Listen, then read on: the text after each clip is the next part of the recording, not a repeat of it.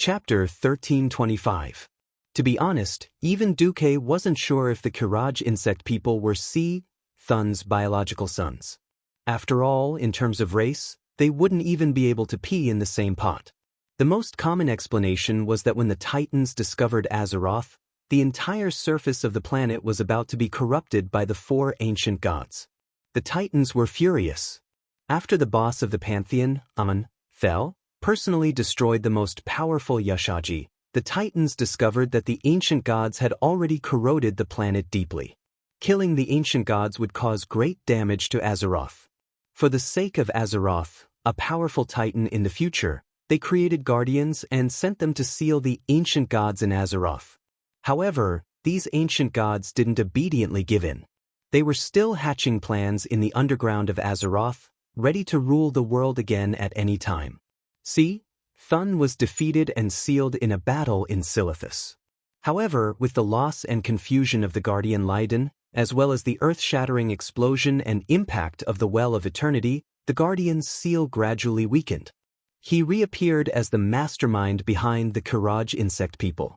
However, in all historical documents, only the Kiraj insect people were mentioned as C. Thun's servants. According to C. Thun's crazy personality, since he wanted to stall for time to recover from his injuries, servants were probably existences that could be abandoned at any time. At this thought, Duque had a new idea. Bu Lang, when this wave of insects is over, use the zero cannonball. But Bu Lang replied, "Zero cannonball?" William was curious. There are many plants in this world that are more or less poisonous to insects. The most widely used ones are pyrethrum, rhotina, and tobacco. The so-called zero cannonball is to cultivate a large number of these plants, grind them into powder, and then shoot them near the insect nest. As for how effective it is, it will have to be tested to know. Anyway, there are a lot of materials in the Ungoro crater in the east, Duque replied indifferently. It didn't matter if there was no effect. If there was a special effect in the test, it would be worth it. Although C. Thun didn't care about the insects, the Alliance and the Horde did. Even if they killed C. Thun, there might be another insect wave, and the whole of Kalimdor would have to kneel. It was not possible to form such a magnificent coalition army every time. As a transmigrator, Duque knew that Azeroth was full of trouble. William nodded heavily. "I've learned a lot." After settling the chores, Duque came to the strange little space attached to Naxxramas. This place, which used to be the Frost Dragon's lair and the Temple of Kel, Thuzad, had now become the core area of the stronghold. Unlike the main control area, this core area was mainly used to store valuables and serve as a refuge for VIPs. Thanks to the promotion of mold-based house construction, while the logistics force was busy transforming Naxxramas's defense and firepower, Du had the time to recruit a group of Storm City's Mason Brotherhood craftsmen to work on his own.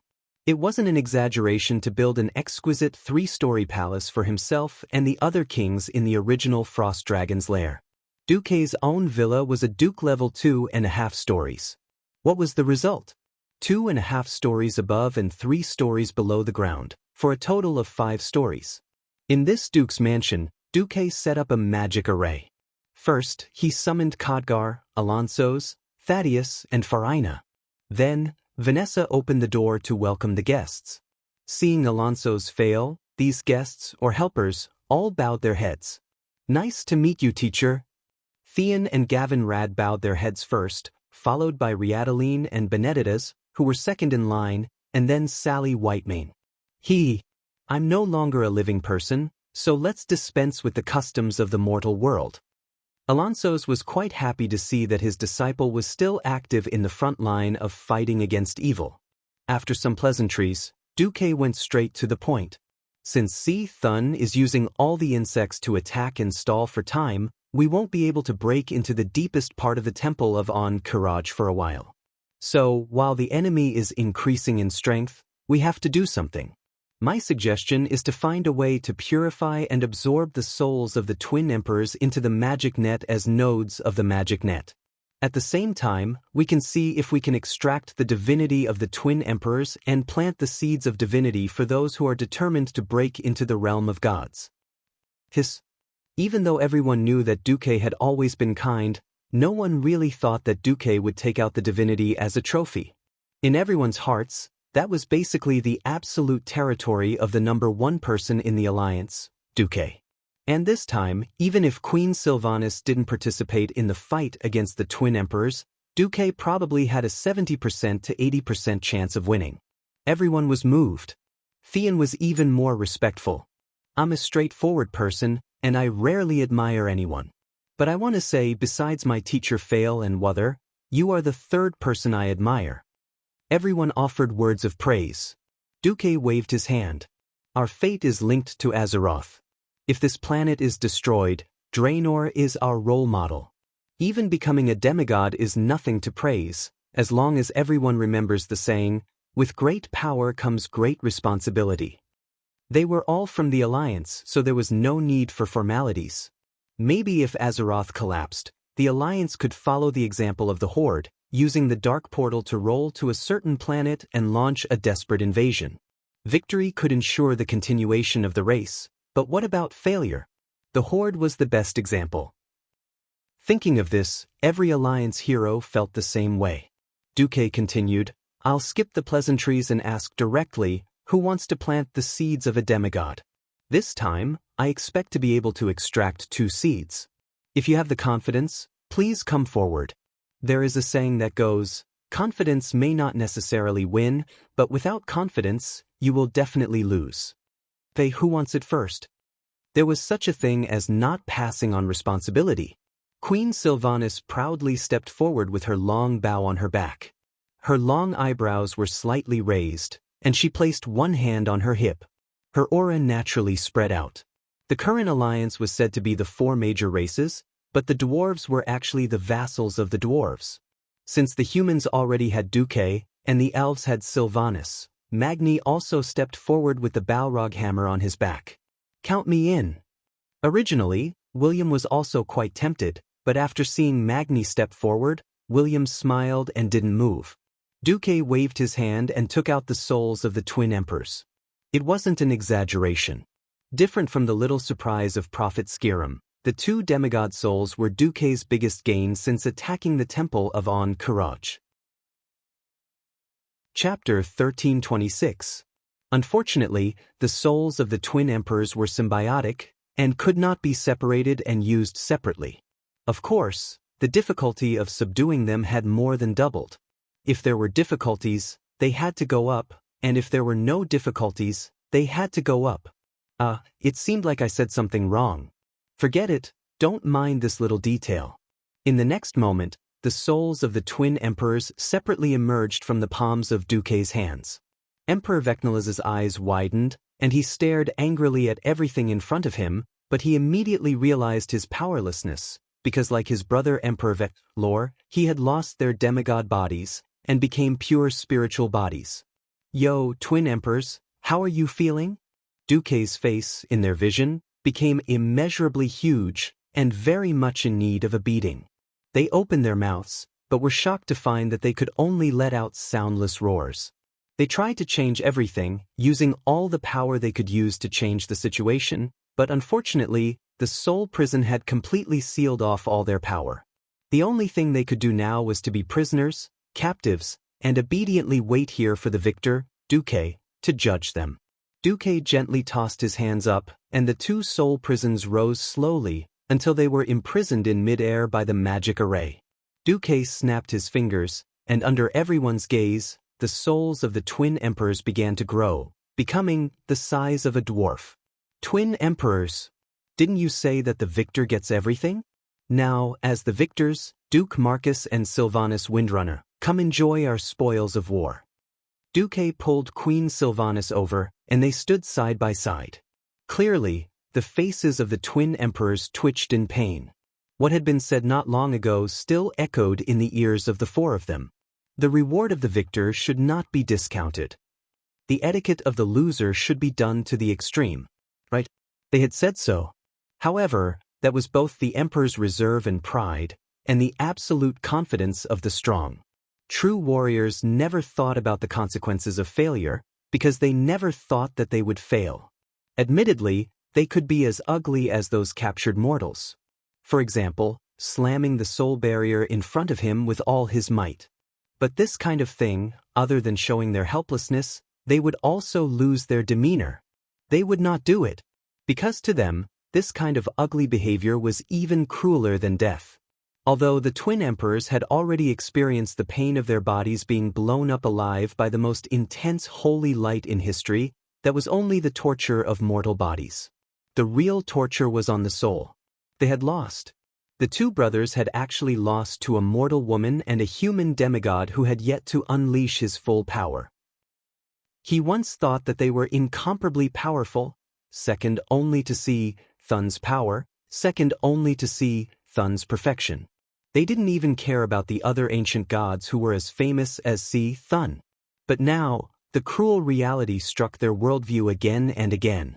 Anger, hatred, abomination. Even so, even though they gritted their teeth tightly, the twin emperors did not even need to speak. Their minds were connected, and they had already made their decision. The twin emperors echoed each other. Speak. Winner. What spoils of war do you want? Duque nodded. The first thing I want is your divinity. I mean divinity that has been stripped of your will, leaving only the characteristics of combat and magic. The divinity of other gods was not so easy to take. Apart from representing power and energy, divinity also represented the will and characteristics of a god or a demigod. Especially the will. If the will left on the divinity was forcibly dispelled, the result would either be failure and the will above would backfire, or it would be like Duque dealing with Prophet Skirum before, where the loss was huge, and it would be amazing if there was even one left after 2 points of divinity. If the other took the initiative to remove the divinity, that was another matter. Duque was not worried that the twin emperors would not give in. The biggest difference was not that there was no gain, but how much gain. The oath of the emperors will not be broken. Having said that, the twin emperors were very straightforward, and directly began to withdraw the will on their divinity. This was not a simple thing. Divinity, as the most important asset of a demigod, was usually eager to inject the largest and most resolute will into it, to prevent it from being seized by the enemy. Every demigod did everything possible to stamp their own mark on every corner of the divinity. Now to remove the will in their divinity, and in a state where they had lost their divine body and had no support, the difficulty and hardships could be imagined. Duque wanted to provide magical support, but was refused by the stubborn emperor. This process lasted for a full half an hour, during which no one spoke, quietly watching the twin emperors cast the spell. It was finally done. All right, here. The emperor will fulfill his promise. The twin emperors, echoing each other, gave 2 big gifts. Under the system prompt, Duque clearly saw the label on it: Melee non-attribute divinity 3 points, magic divinity 3 points, optional types, arcane, frost, fire, nature. A total of 6 points of divinity, and the twin emperors being so straightforward was also unexpected. Duque first carefully let the system check it, and after confirming that there were no problems, he made the second request. He hoped that the twin emperors would become his elemental emissary. Unexpectedly, it was rejected by the other party with incomparable firmness. No, there is no room for negotiation. Absolutely not. The emperor can lose his empire, can lose his subjects and wealth, and even lose his queen, but the emperor must never kneel to the enemy. Duque's eyes narrowed. Didn't you say that the winner gets everything? The twin emperors were obviously angry, and like a machine gun, they opened the chatterbox. The entire on-Courage insect people empire is the servant of the greatest god, Thun. This is the will that is imprinted in the depths of every insect person's soul, and absolutely cannot be changed. Your request? We can't do it. And our failure does not mean that we surrender. Even if you are the winner, you are not qualified to gain our loyalty. You will fail in the end. The Supreme Thun will lead the Courage insect people to occupy this world. That's right, humans, orcs, elves, trolls, whatever, are only worthy of being food for the Courage insect people. Feel lucky for your short victory. Your victory will end with the further awakening of our Lord Thun. Ha! Ha! They were obviously two losers, but they laughed wildly and wantonly like conquerors who had won a complete victory. Not only did they laugh, but they also used their spiritual power to show scenes of terrible cruelty with sound effects.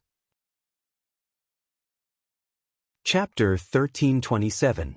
That was when the Cenarian fortress had yet to be reactivated, and there was only a team of night elves guarding it. The insects that covered the mountains and plains easily flooded the entire fortress.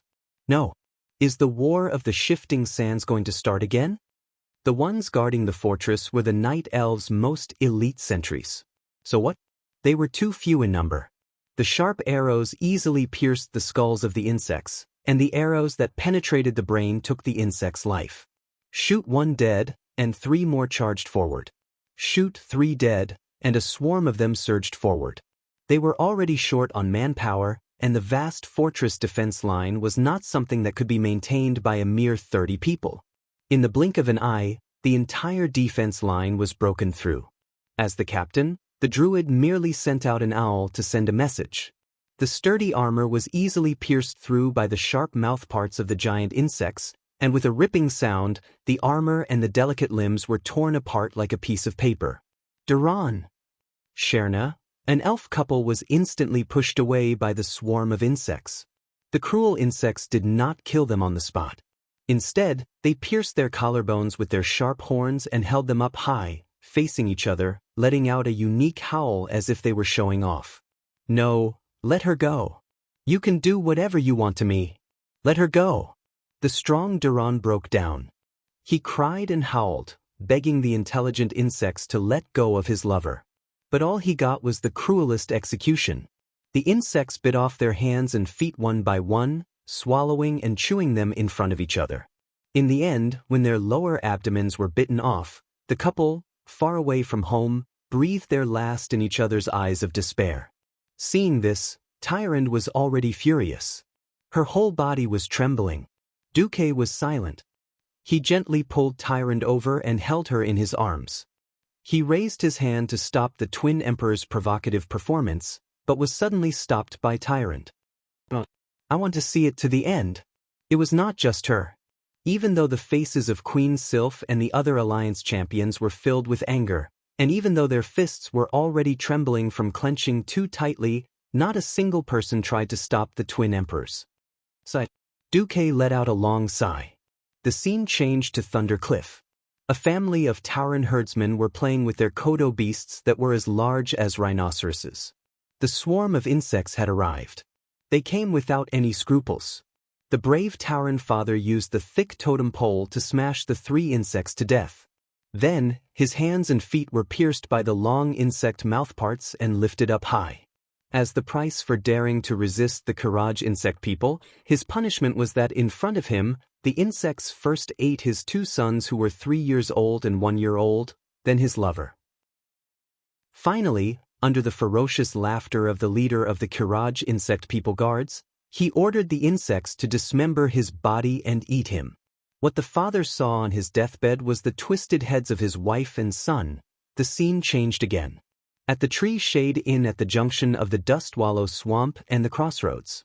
Because of the wood trade between the Alliance and the Horde, this place became the most harmonious place for humans and beastmen. Originally, this place was full of laughter. Even though both sides were armed with weapons, they were more like decorations. The heroic Theramore warriors dared to compete in drinking with the beastmen who were 1 size bigger than them. They dared to arm wrestle with them. Even if they lost, they kept fighting. On everyone's faces, there was no longer any hatred in the past. When the swarm of insects arrived, everything changed. A huge number of flying insects drowned everything. The Alliance's artillery couldn't even fire 3 shots before the cannoneer's head was cut off by the flying insects. On the simple arrow tower of the Horde, the troll thrower didn't even have time to throw a few javelins before the tower was knocked down by the giant insects the size of mammoths. He fell to the ground and was then swarmed by the insects and eaten. The humans and beastmen who were once enemies stood back to back and launched a desperate counterattack against the swarm of insects. Everything was in vain. Blood stained every corner of the Tree Shade Inn. Every wall was brutally smashed through. Every wooden pillar was bitten off like a tooth-grinding toy. Every warrior or civilian, together with their armor, was swallowed alive. Regardless of race, regardless of identity, regardless of age, regardless of man or woman, old or weak, sick or disabled. Seeing this, the Alliance heroes present were already beyond furious. However, the twin emperors added fuel to the fire. The Kiraji insects are the supreme rulers who rule this planet on behalf of our Lord. Just as you humans eat pigs, cows, chickens, and ducks, you lowly races are just food for us insect people. So don't be delusional.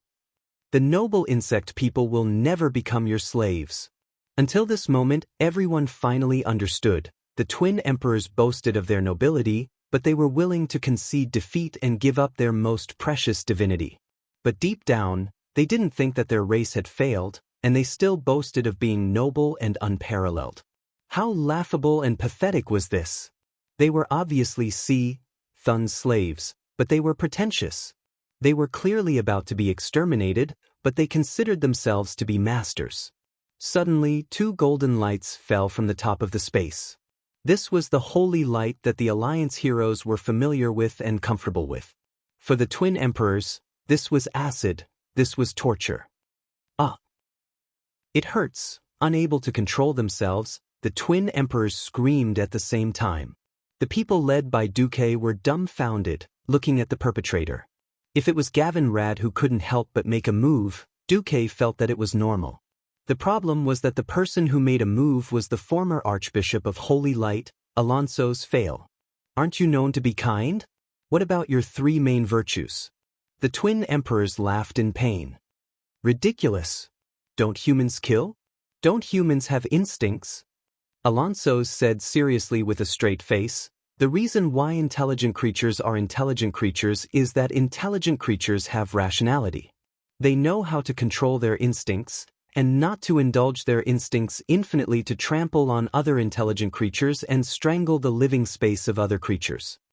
Alonso's increased the punishment of the holy light while continuing, races that don't know how to live in peace with other intelligent races in the world and abuse natural resources wantonly will bring about their own destruction. As long as they are willing to repent, I can accept even their current tribe, because they have learned how to get along with other races. But it is clear that the current Kiraji insect people are not qualified to exist in the world of Azeroth. Deity was speechless. Archbishop, you are so domineering. Don't you think so? Could this be the legendary, monks don't lie, and if I say I will destroy your whole family, I will destroy your whole family? Or could it be that this is monks don't kill, and monks only kill familiar? Then, may I ask Archbishop, do you kill them after they are cooked or roasted? Chapter 1328. As Alonso said this, Deity smiled. As expected, this former Archbishop of the Holy Light was not a pedantic person who would not let go of benevolence and equality. If he was a blockhead, he would not have created the Paladin, a vicious profession that could fight, defend, and heal, despite having short legs. As a good friend and one of the biggest helpers on his path of growth, Duke naturally had to support Alonso's to the best of his abilities. Isn't it just a movie? I can do it too. Deity waved his hand, and a Hollywood-level explosion happened. A comet fell from the sky, and Tyron showed what it meant to destroy your entire family. In front of this earth-shattering destructive power that only the strongest demigods or true gods could resist, all mortal powers were useless. A mushroom cloud rose. The ash hive exploded. Mushroom clouds rose one after another.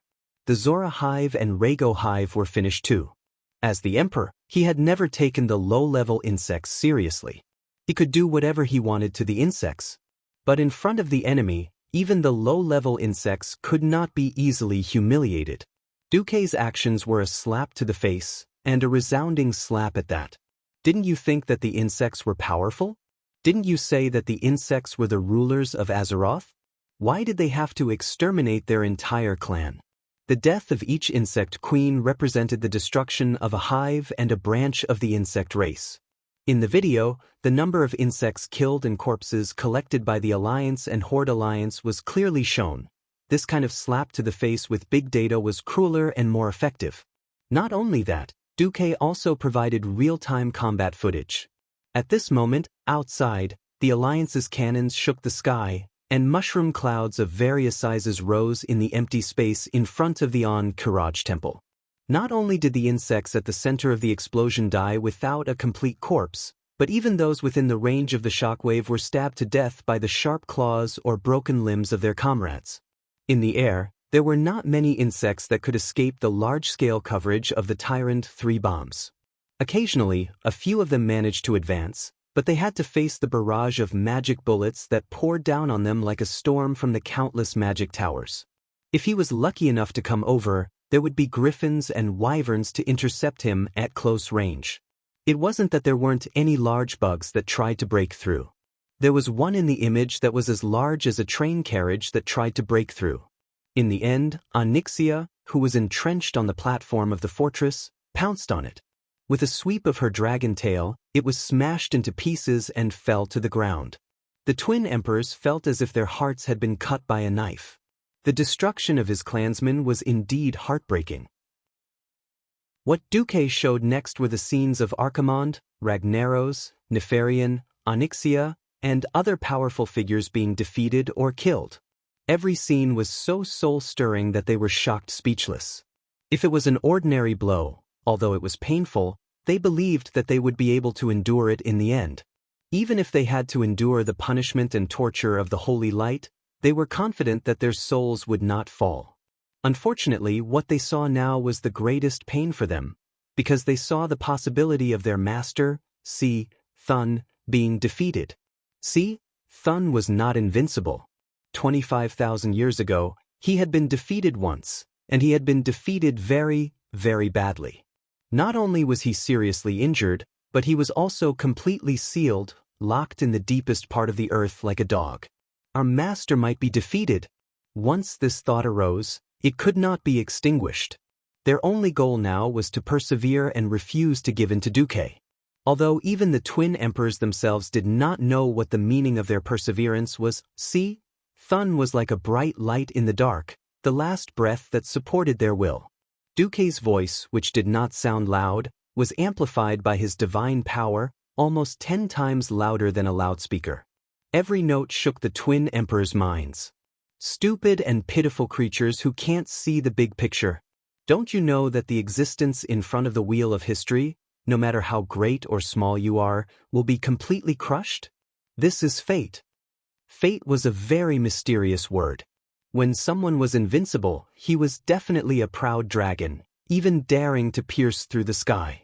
When he was defeated and depressed, this word was the most terrible and unsolvable curse, firmly binding his soul, with no hope of breaking free. Duque used the so-called fate to trick the Black Dragon Princess into becoming his mount after defeating her. When he had nothing to do, he would ride her for fun, and when he had something to do, he would ride her for battle. It felt so good. Now, Duque had used this trick on the twin emperors. Duque's voice carried endless majesty and a hint of temptation. Are you still stubborn? Do you still expect your master Thun to turn the tables? This is ridiculous. The fate of Thun's destruction has been decided. In a month at most, you can see Thun's corpse. This time, not only did the twin emperors lose their voices, but even the Alliance's powerhouses looked shocked. These words were too exaggerated. Impossible. You can't defeat our master. Not to mention the twin emperors, even the Alliance's powerhouses were anxious for Duque. These words were too full of themselves. Even though Thun had been seriously injured, he was still a true god. Originally, the Alliance's attack on Karaj was something they had no choice but to do. It wasn't easy for Duque to become a demigod, which gave everyone more confidence. In everyone's hearts, it would be good if they could grind Thun to death or seal it again. Duque actually boasted that he could kill an ancient god in a month? Even if everyone knew that Duque wanted to subdue 2 true demigods, that was too exaggerated. Duque didn't care at all, and smiled with confidence. Twin emperors, why don't we make a bet? Duque's ambition was obvious, but the twin emperors couldn't be afraid. This was their last pride. Vecnalis's face was cold. You're looking down on a true god too much. Vecnalas put on the same expression. This kind of bet that we will definitely win is meaningless. Duque still had his signature smile. I'm only asking you, do you dare or not? As you said and did, the winner gets everything. Within a month, as long as the Alliance, Horde, and Dragon's hero group cannot defeat Thun, or do not dare to fight Thun, I will naturally let you return to your master safely. At that time, if it wants to reconstruct your body or something else, I will not stop it. This bet could not be said to be small. As a price, the twin emperors naturally knew what they had to pay. The two brothers said in unison, as long as you or the Alliance can defeat our master Thun within a month, we will be loyal to you, and the entire Kiraj insect people will become the Alliance's slaves. Whether you want to enslave or slaughter them all, we won't complain. Chapter 1329. This oath sounded ridiculous. It was simply at the level of the Arabian Nights. After calming down and thinking about it carefully, one would find that it was not only Duque's side who had this idea. Similarly, the twin emperors were not idiots. If what Duque showed the twin emperors was only the scene of the destruction of the 3 insect nests of Silithus, it was just a demonstration, then the scene of the insects coming out of the temple of Kiraj to make a death charge told the twin emperors another key. After they were killed, Thun was tired of these worthless servants of the Kiraj insect people. Outsiders could not see it, but as the insect people emperors, they could definitely see that in the charging swarm of insects, there were a large number of insects that were not qualified to be soldiers. No race would let their young go to the battlefield unless it was a matter of survival. Thun was burning the bridge after crossing it. This was the core reason that made the twin emperors angry and loosened their minds. With the help of the system, Duque saw the age structure of the insects, which was why he seemed to gamble. He seemed reckless and even boastful. If you thought about it carefully, you would know that there was no such thing as failure in Duque's dictionary. If the Alliance's hero group failed, then whether the souls of the twin emperors would be returned would naturally be decided by the victorious Thun. It was impossible for Duque to use Thun's servants to cause Thun to let him go. If the Alliance won, then the twin emperors would undoubtedly find a new way to survive for the Kiraj insect people who were at the end of their rope. Of course, if the Alliance did not win, then naturally there was no need to mention anything. They did not overly force the twin emperors to make a decision now, and everyone dispersed after the twin emperors made their promise. Kalia asked, if we win against Thun, will we really accept those terrible insects? Duque smiled. Are the orcs scary? Cruel? Kalia was suddenly enlightened. Yes, the orcs were also scary and cruel. These green-skinned humanoid monsters once ravaged the entire Eastern Kingdom, causing millions of deaths and injuries, plunging tens of millions of people into the flames of war, and bringing unforgettable terror and pain to all the major races of Azeroth. But now, these terrifying and cruel green-skinned creatures had become the allies of the entire Alliance. Was it funny? Was it worth hate and anger? Maybe, maybe not. In the face of the survival of an entire race, or even the entire planet, racial hatred was nothing. Thanks to the tireless propaganda and guidance of the various countries over the years, the people's hatred towards the orcs had been slightly reduced. At least until the new enemy was eliminated, the fuse would not be lit. This situation also applied to the Kiraj insect people. Those insects would be useful in many ways if they were used as mounts, Theon commented. Yes, such as rugged caves, Varian nodded. In the air, griffins could be used. On relatively flat ground, horses could be used. In cold forest areas, the elves' nightmares could be used. However, in rugged and complicated hot terrain, there was nothing more suitable than insects. Tyrant cleared her throat and emphasized, "You'll need it. Don't forget that 10,000 years have passed. The Burning Legion, which once had hundreds of millions of demon warriors, has once again set their sights on Azeroth. 10,000 years ago, Duque's infernal affairs had inflicted heavy losses on the Burning Legion. 10,000 years was too long. No one knew what kind of terrifying combat power the Burning Legion had gathered in this period of time.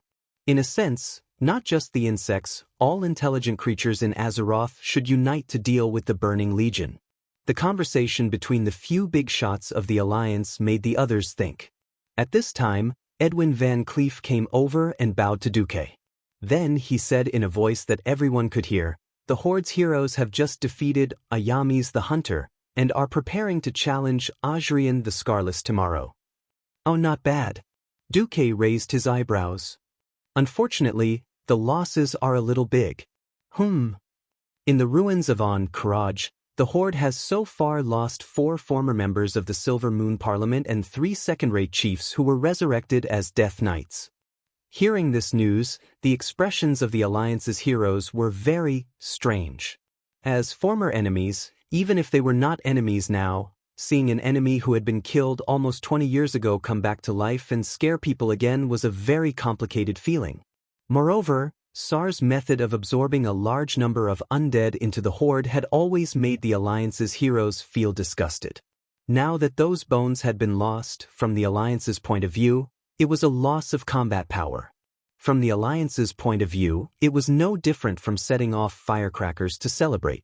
Duque turned to look at Tyrant. Tyrant immediately understood and ran to contact Fandral Staghelm.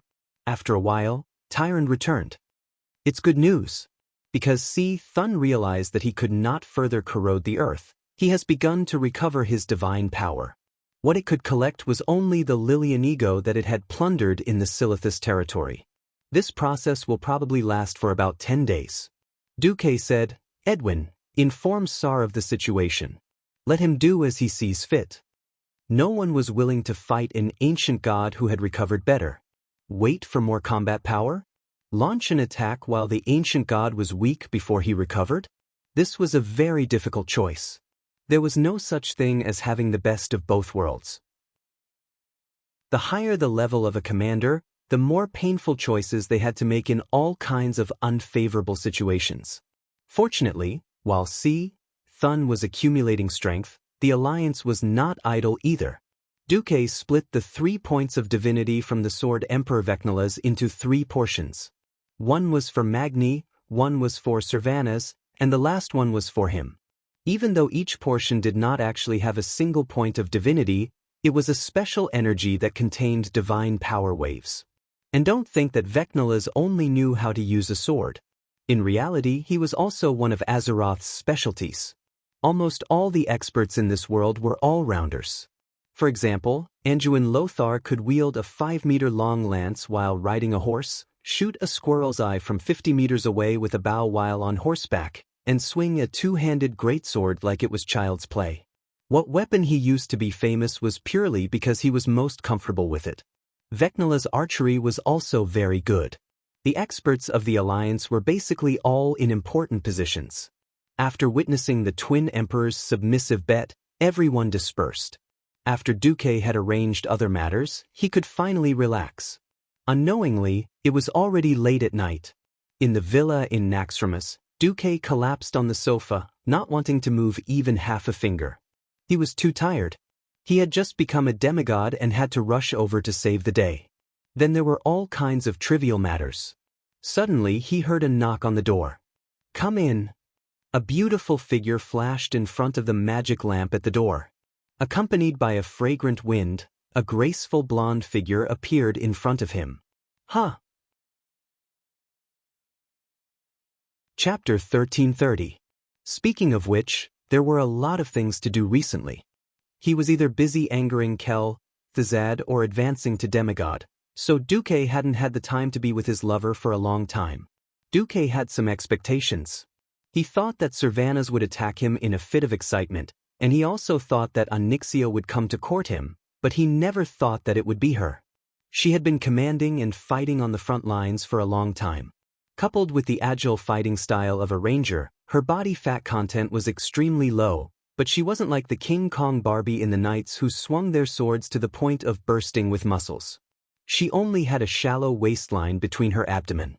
She was slightly taller than most human women, and coupled with her full and firm Mount Hyjal, which was illegal even among humans, she was the focal point of men no matter where she was. Her round and firm buttocks were full of elasticity, and her pair of fair and slender legs elevated her glamorous and aloof temperament to the extreme. Coupled with a full set of black stockings, underwear, high heels, and black gauze pajamas. "Are you trying to kill me?" Duque made a muffled sound in his throat, and after a long time, he squeezed out a sentence from between his teeth. "Aurelia? What? Why can't it be me? Don't you like me? Or is it that you're looking forward to someone else?"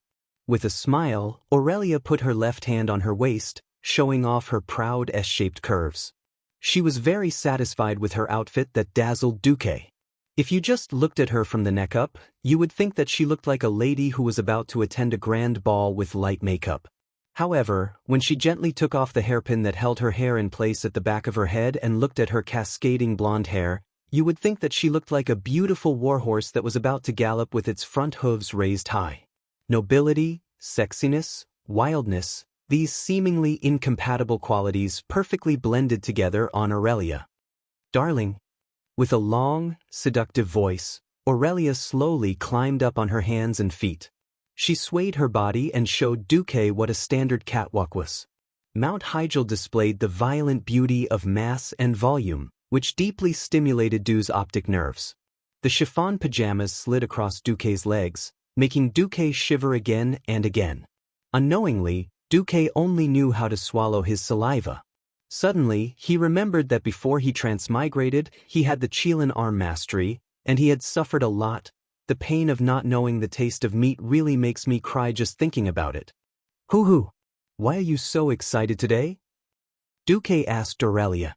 "Take a guess." Aurelia, who was usually gentle and generous, showed a rare kind of seductive slyness. For a moment, Duque almost thought that the person in front of him was Jaina and not Aurelia. However, seeing Aurelia's pointed and long elven ears trembling, Duque, who was familiar with her habits, knew that Aurelia must be hiding something from him, and it was usually not a big deal. Because as long as it was a big deal, she would definitely be open and honest.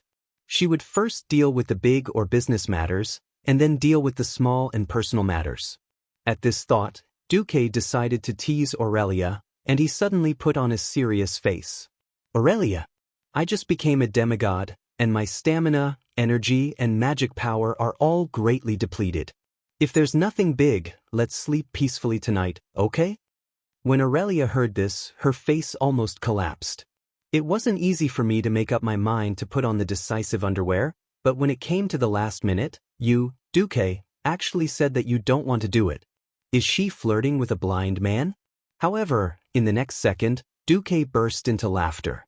"Since my dear sister Aurelia has such a refined interest, of course I will accompany you to death. However, I will have to trouble sister to put in more effort." Looking at Duque's smirk, Aurelia clearly saw that there was a demon tail on Duque's buttocks that should theoretically exist, wagging proudly. "This guy is clearly ripping me off. Little rascal." She pouted, but the noble and beautiful female elf blushed and slowly lowered her body. A swordsman must be extremely familiar with his divine sword and scabbard. For something like the sword drawing technique, if one did not maintain long-term practice, the speed and power of the sword would be greatly reduced. Duque was very surprised today. He had clearly displayed his invincible prowess, and the ferocious sword light could be said to be able to chill 19 continents with a single sword light, but Aurelia still fought with all her might.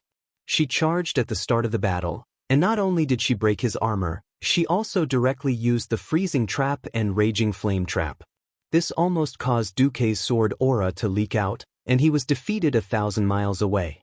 After Duque stabilized his sword, he launched a continuous counterattack, using the tactic of attacking separately and jointly.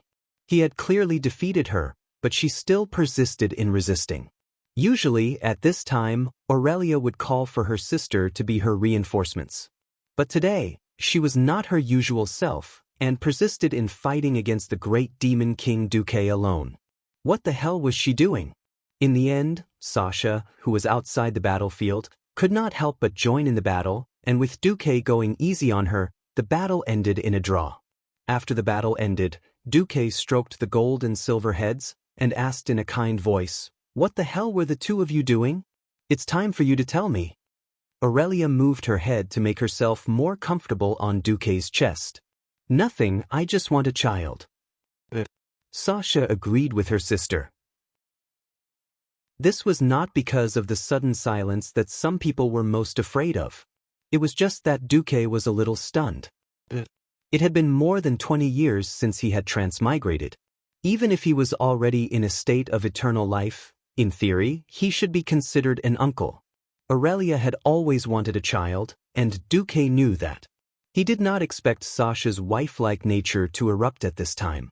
Although he had always been very casual, it was also very important to make his woman happy. Then Duque smiled. Silly, you have to tell me about this. I am no longer a mortal. If I do not inject my power and soul, there will be no result even if we fight 10,000 times.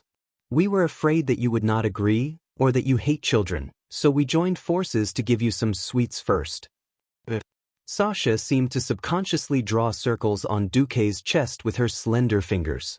Are you blaming me for not agreeing? This time, it was Duque's turn to smirk. All right, seeing that I quite like this dessert. With that, Duque extended his evil claws towards the trembling sisters. The sky was bright.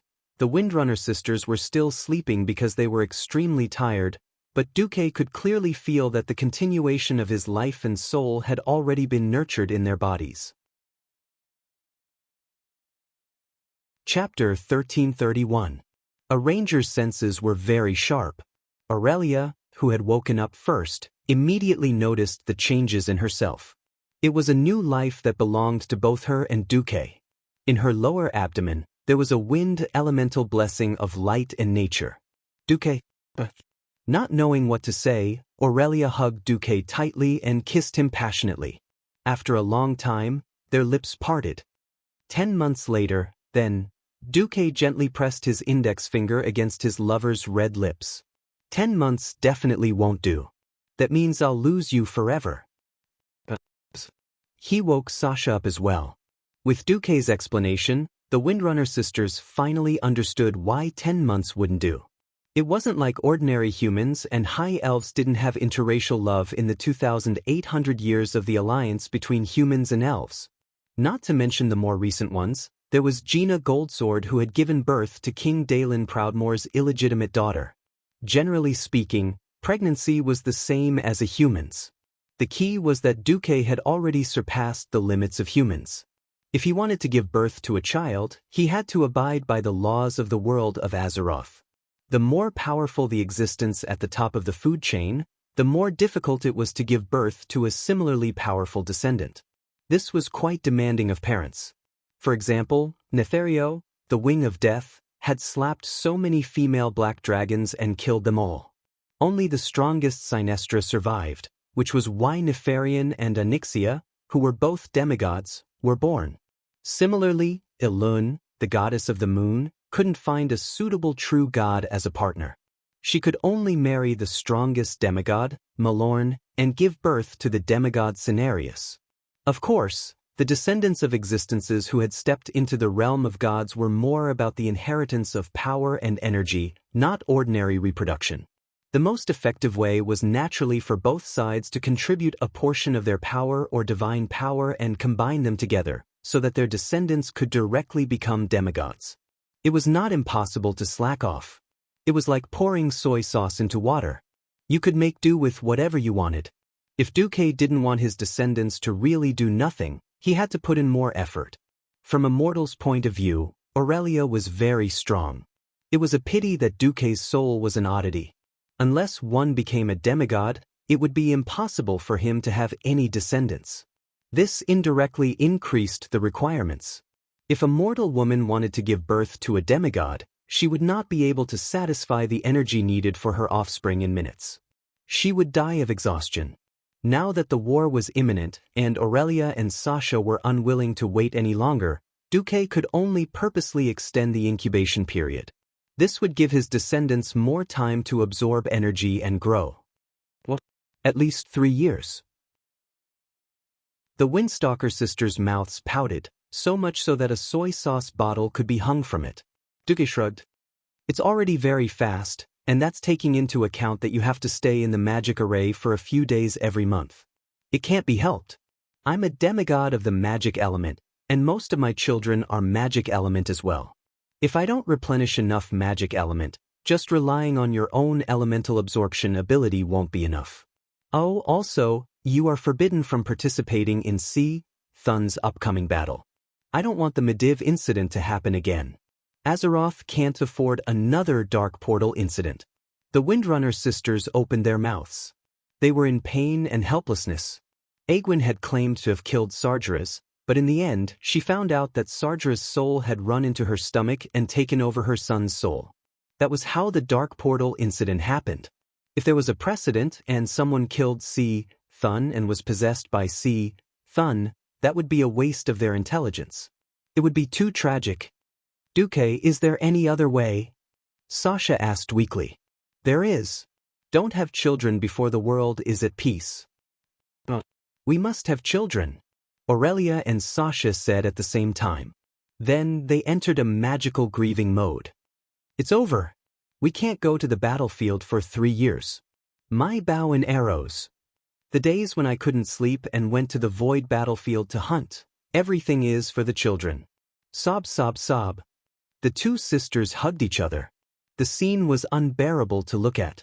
They even warned Duque fiercely not to have any thoughts of getting them to abort the children. Otherwise, they would fall out with Duque. But you chose the path. Duque sighed. He rubbed his brows and left the room. Women became mothers the moment they became pregnant, but it was a long and slow process for men to become fathers. Men would not feel like they had children if they did not see their children jumping around and demolishing houses. Duque was very busy. After a rare peaceful sleep, he had no choice but to turn on his daily work mode the next morning.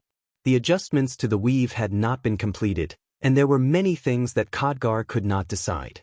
He could only ask Duque.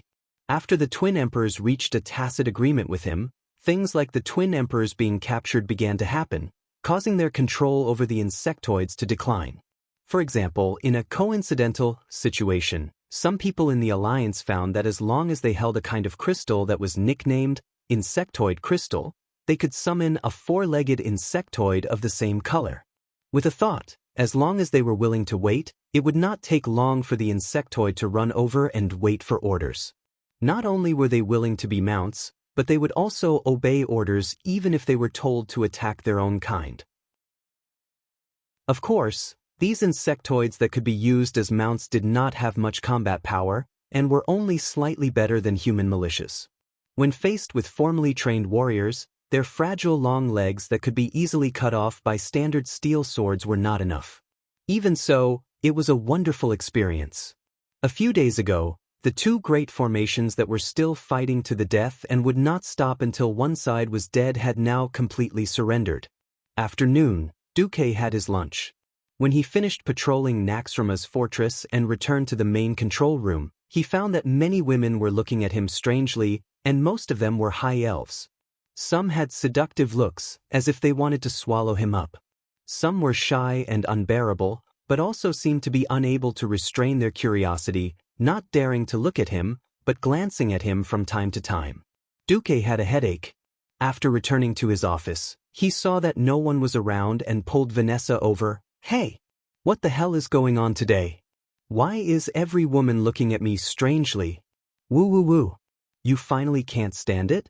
Marcus the Beast Duke. Oh, your majesty the beast demigod Marcus. You finally can't control your beastly nature, and you want to lay your hands on your lovely and gentle maid? Woo woo woo. Although I used to be lucky and thought that you still had humanity and conscience, I didn't expect. Woo woo woo. Vanessa rubbed her eyes with her hands and howled dryly. Looking at his maid's instant acting, and then looking at his bastard chicken leg staff, 3 crows suddenly appeared. Duque felt an unusual pain in the ass. Damn it. I don't know if I should say something. Chapter 1332. Damn it, don't tease me. What exactly happened? Tell me quickly. Veins popped up on Duque's forehead, and he looked like he was about to eat someone alive. Seeing how anxious her master was, Vanessa giggled heartlessly. Looks like, my dear master, even though you've left your mortal body and become a demigod, you're still that beast of a duke. All right, I'll stop teasing you. Seeing that Duque was really going to flip out, Vanessa stopped while she was ahead. It was Lady Aurelia's suggestion. Aurelia? What about her? Duque was stunned. Nothing, because Lady Aurelia is pregnant with your child. After telling His Majesty Sylvanus, His Majesty Dorii hinted that she wanted to focus on becoming a demigod, so he won't stop the other beauties in the alliance from pursuing you. Wait a minute. Why can't I understand this kind of dazzling operation? That was the expression of the dumbfounded Duque. A second later, Duque laughed involuntarily. He recalled that he had the reputation of being a playboy in the alliance.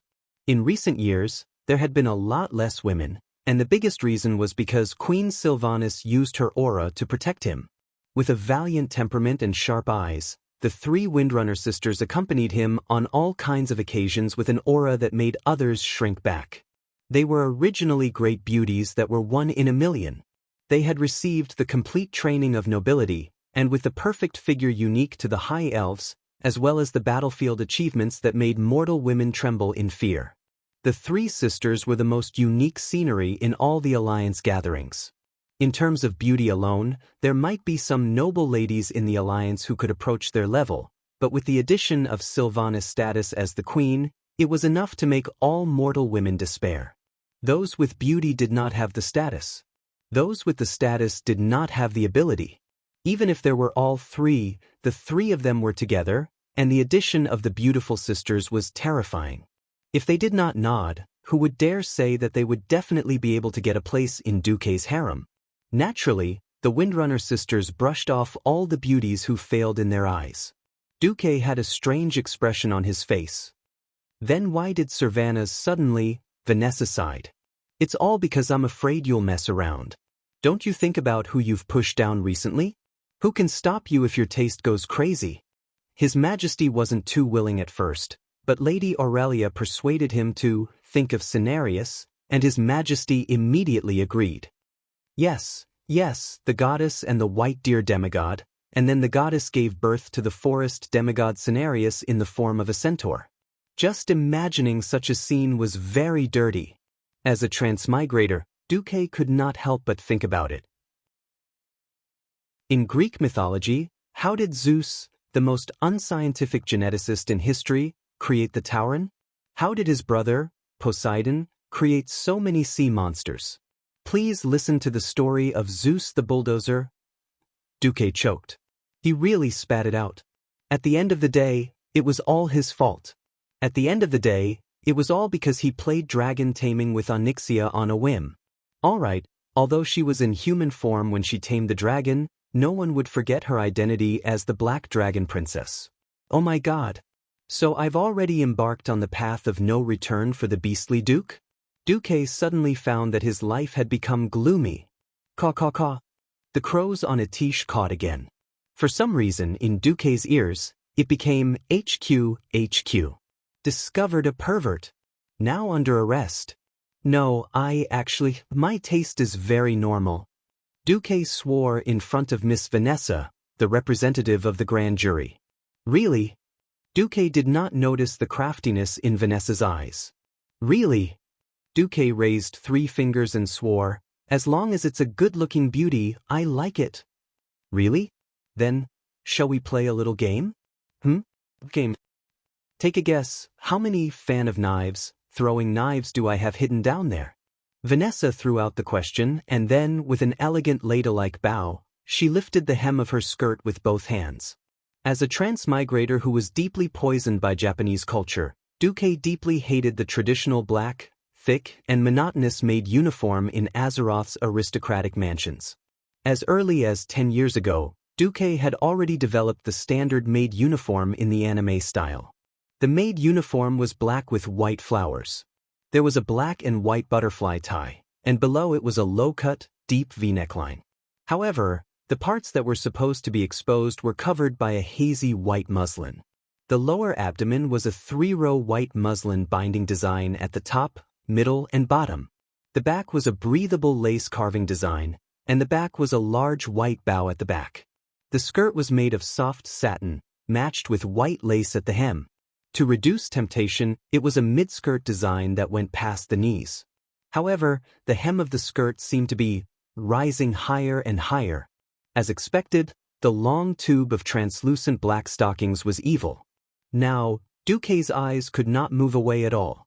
The long skirt swayed rhythmically, one left, one right, one left, one right, inch by inch, as if it was some kind of evil rhythm, tugging at Duke's heartstrings, inch by inch, as if it had become some kind of evil rhythm.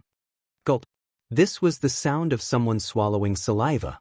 Finally, it reached the end of the long tube of black stockings. He saw it. He was almost there. That was the black silk suspender to prevent the stockings from slipping off. He saw it. Of course, there were no flying knives. Yo, my dear master, you still haven't guessed it? Vanessa's eyes were like silk, and she leaned slightly closer to Duque. But with this leaning, Duque immediately realized that the maid in front of him was no longer the maid that her father had thrown over to be a maid, the one that could not do anything well. Instead, she was a mature and charming woman that he had bestowed eternal life and youth. Even though she said that, her hands didn't stop lifting her skirt. Hey, my master, do you really not have any speech to express? Speech? Of course there was. Not to mention speech, I can even make a freestyle for you. The problem is that that thing is too simple. It would be embarrassing for me, a demigod, to say it. With a thought, Duque opened his mouth and said, Guan Guan Ju Jiu in the state of the river. A fair and graceful lady, a gentleman's desire.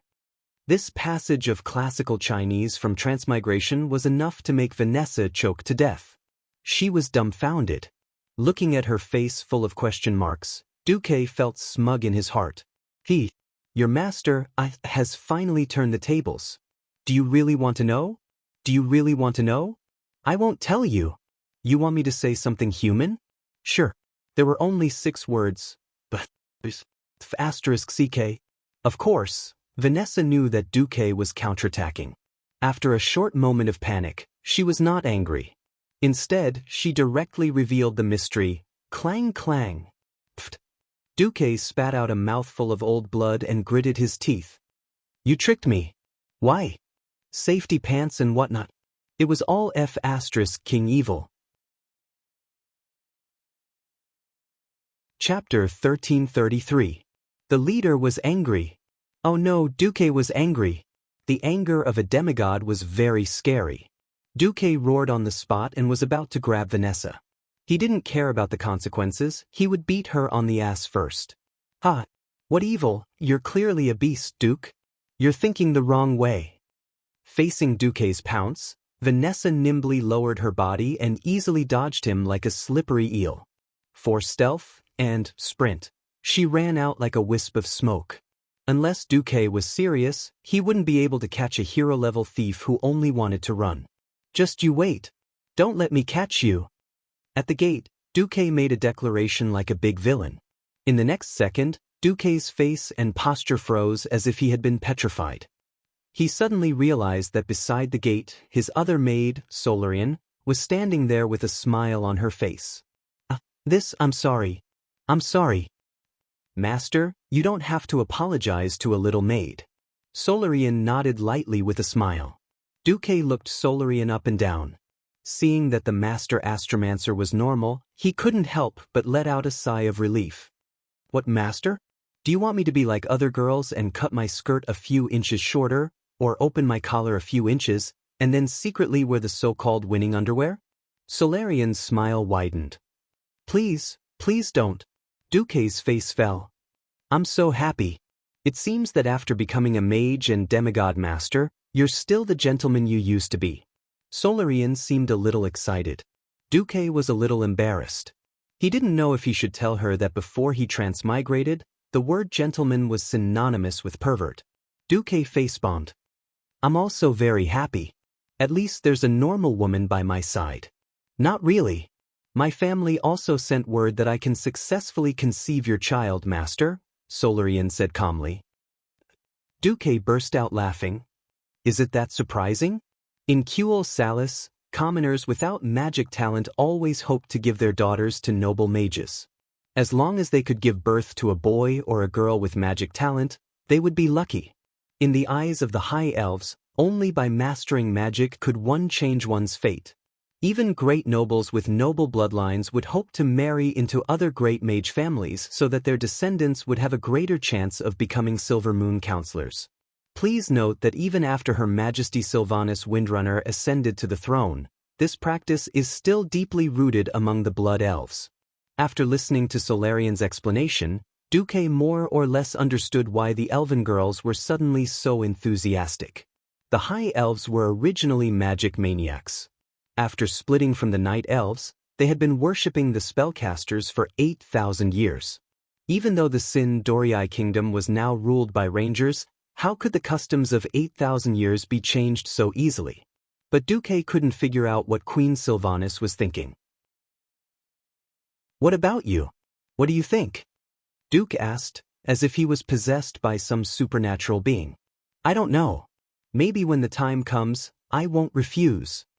Not refusing might not necessarily be willing. Is it because of Kale? That's? Sigh, I haven't paid attention to him for a long time. Please don't misunderstand, Master.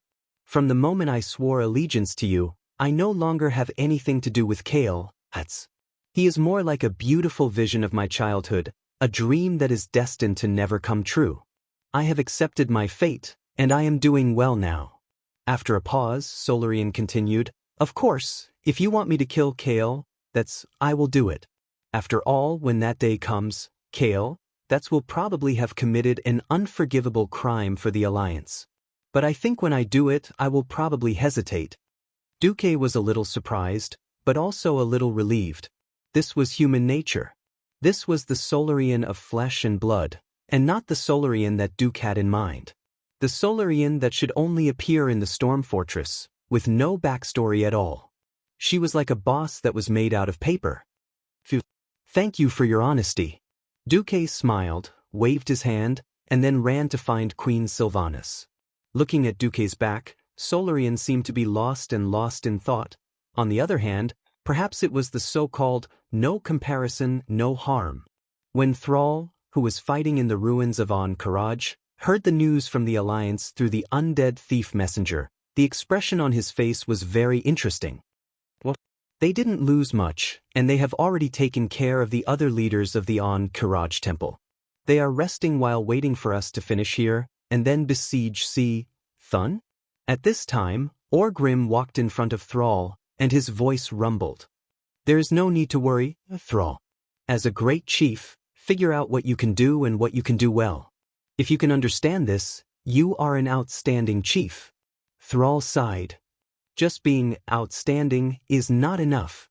In peacetime, an outstanding leader was generally enough to close the gap with a rival country. Unfortunately, this was wartime, and any small gap could be infinitely magnified. The tribe originally had fewer strong people than the Alliance, and it was not easy for them to accept the Forgotten Ones and slightly close the gap with the Alliance. Suddenly, there was news that the commander of the Alliance, Duke Marcus, had become a demigod.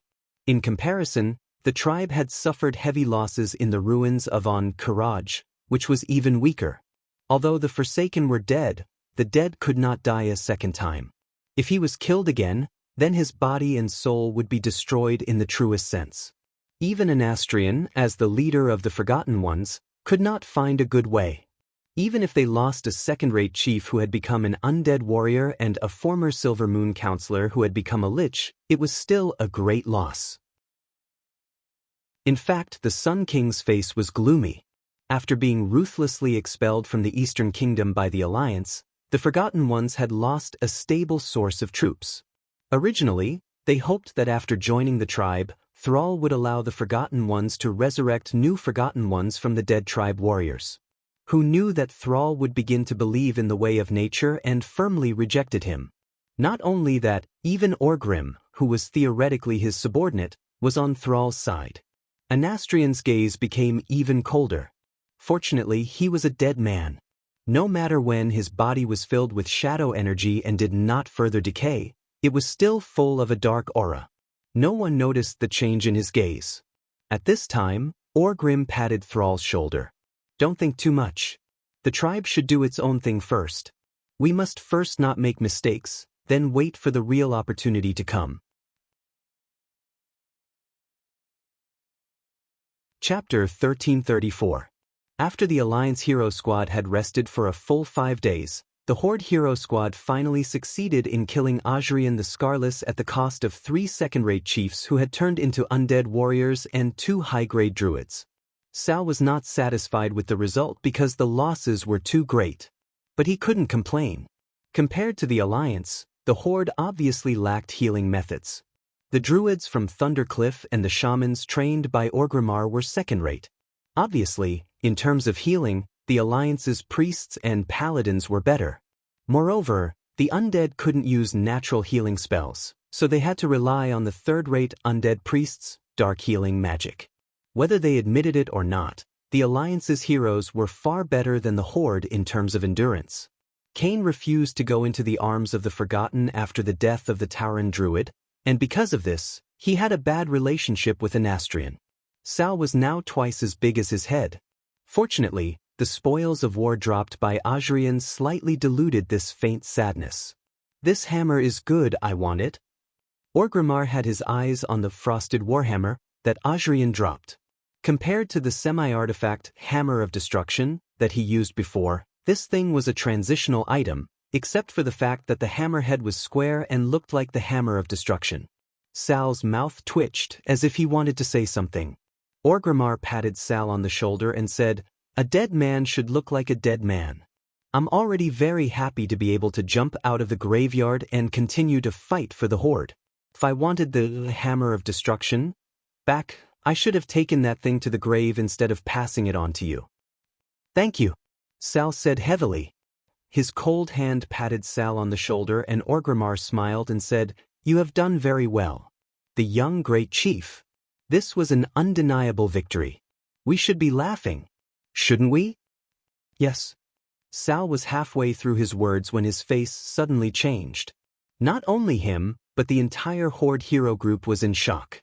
The earth was trembling. Something huge was breaking out of the ground. In Naxxramas, various alarms were blaring. Even though the floating fortress wouldn't be affected by the tremors of the ground, the elemental waves that were as strong as tsunamis still surged over, causing the entire fortress to sway like a lone boat in the middle of a stormy sea. Duque's voice echoed throughout the fortress. "Open the protective shield. Lower the altitude. Move the fortress to the north. Close all the cannons and protective doors. Grab onto something that can stabilize your body and resist the impact." Naxxramas, who was thousands of meters in the air, was already in such a sorry state, let alone the frontline soldiers. Even if Duque had expected Thun to erupt and withdrew the coalition forces at the Beetle Wall, the Beetle Gate could not be left undefended, so he still arranged a 1,000-man brigade there.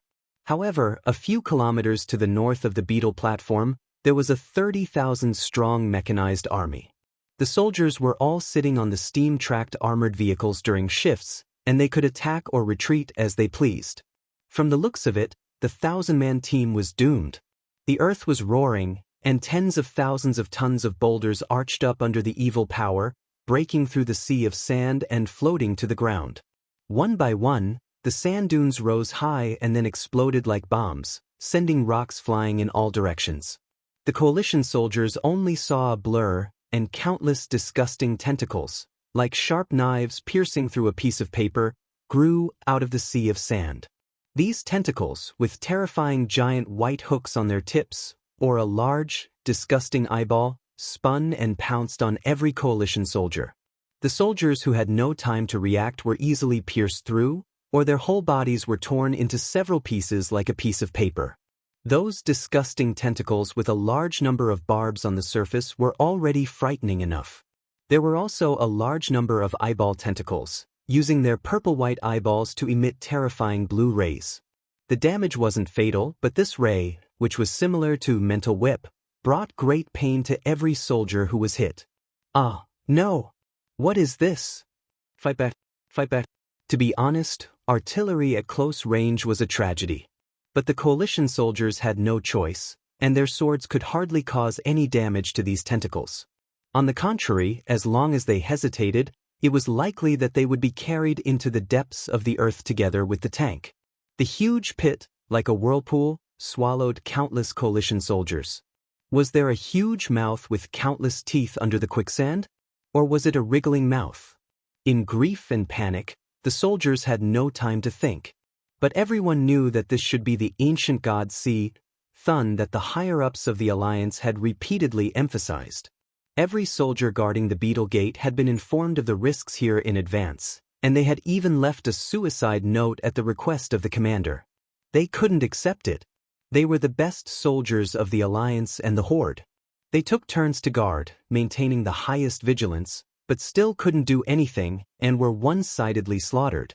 It wasn't that Duque didn't prepare a way out for them. More than 20 portals were open there 24 hours a day. Regardless of day or night, there were 3 platoons of Griffin Knights, Hippogriffs, or Wyverns in the sky to receive them at any time. But everything happened too quickly, and almost in an instant, all the portals were destroyed, and all the aerial knights were shot down by the tentacles. At this point, since there was no way out, many people mustered up all their courage, roared, and rushed towards the wriggling tentacles with mortar shells or explosives. Boom, boom, boom. Explosions rang out continuously. When Duque reacted and opened a new portal to receive them, only 68 out of a full team of 1,000 returned, and most of them were left with lifelong disabilities. Duque was silent, and his face was ashen. He knew how terrifying Thun was, but Jaina gently pulled Duque's hand. Don't blame yourself, you've already done very well. Varrock Salyafar stood at the side with an agitated expression. His long fangs were clenched, and his green face seemed to have turned a dark green. Magni was the most agitated. Because they wanted to retreat at any time, this team of 1,000 was the most mechanized, which also meant that the ratio of dwarves was the highest. He walked over, and his heavy armor made his steps seem even heavier. Duque, I'm only asking you, we waited for 5 days. Was it worth it? Magni wasn't questioning Duque's decision. Actually, he was the same as many of the Alliance's powerhouses. He didn't understand why Duque had waited for 5 days. If waiting for the Horde's powerhouses was a bonus of 1, but Thun's strength was a bonus of 10, then he might as well go and fight Thun right from the start after killing the twin emperors. Duque couldn't tell Magni the answer, but his eyes shone with determination. He only answered Magni with one word, worth it. Chapter 1335. Magni smiled. It was a bitter smile. That's good. Then my old brother can rest in peace. No wonder Magni was so excited. The more dangerous the mission, the more elite the troops. Dwarves might seem to be good at fighting, but they were actually built up over time. Dwarves had very long lives. Although they couldn't compare to elves, they could live for a few hundred years. Those who were lost this time were all old brothers who had been with Magni for many years. It had been 20 years since the second battle of the Dark Portal. Not to mention personal relationships, even if it was just a simple superior-subordinate relationship, the death of so many highly mechanized elite veterans would still be heartbroken.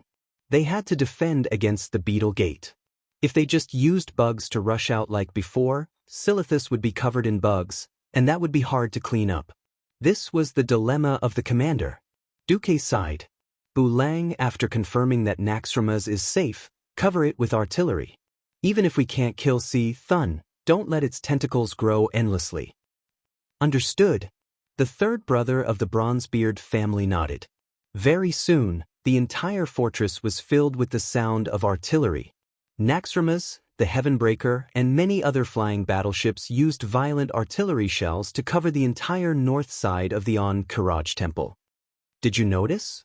Magni asked 2 minutes later. Looking at the temple roof that had exploded in the artillery fire and the huge pillars that had collapsed, Duque replied, yes, the divine power shield has disappeared. The enemy's defense had weakened, which wasn't necessarily a good thing. The biggest possibility was that Thun had always had excess divine power to protect the entire territory. If it was compared to loosening 5 fingers in an attempt to grab the enemy's fist, Now it was like pulling back all 5 fingers and clenching them into a fist, ready to fight against the Allied forces. At this time, an orc messenger ran into the command center. "The Great Chief and the others are back." Almost as soon as he finished speaking, the door of the command center opened again. Under the salute of 12 Alliance and Horde guards, the burly Horde men returned. "Duque, how is the situation? The tribe can attack at any time." Sal's face was filled with exhaustion, but his eyes were still shining.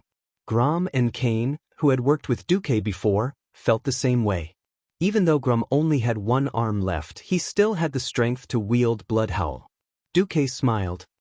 "Warriors of the tribe, you need to rest." Grom stepped forward. Just as he was about to speak, Duque gestured for him to keep quiet. "I don't mean to underestimate the tribe's powerhouses, but, see? Thun's momentum is at its peak. Is it appropriate for us to clash head-on with them? Was it appropriate? Of course not. Even if they joined forces, the Allied forces would still be the weaker side. After all, Thun was still a true god. Duque ignored the reactions of the experts in the tribe and turned around.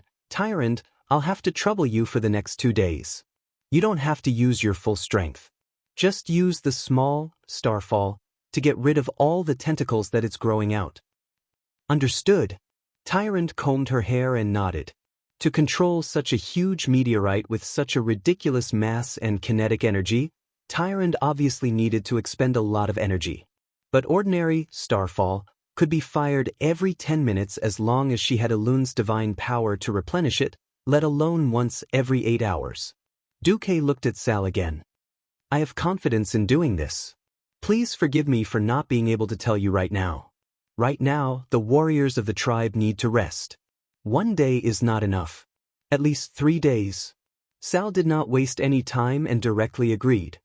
"But on the 4th day, we will gather to kill the god." Sal stretched out his green hand that was even bigger than a bear's paw. Duque smiled and shook hands with Sal. This was a historic handshake. At this moment, no one realized what this handshake meant. It had to be said that Duque was very kind. The warriors of the tribe had just finished fighting in the ruins of Karaj. If they directly followed the alliance to fight Thun, it would be a great victory. No one could estimate the losses that would follow. After all, at this moment, most of the warriors of the tribe were injured.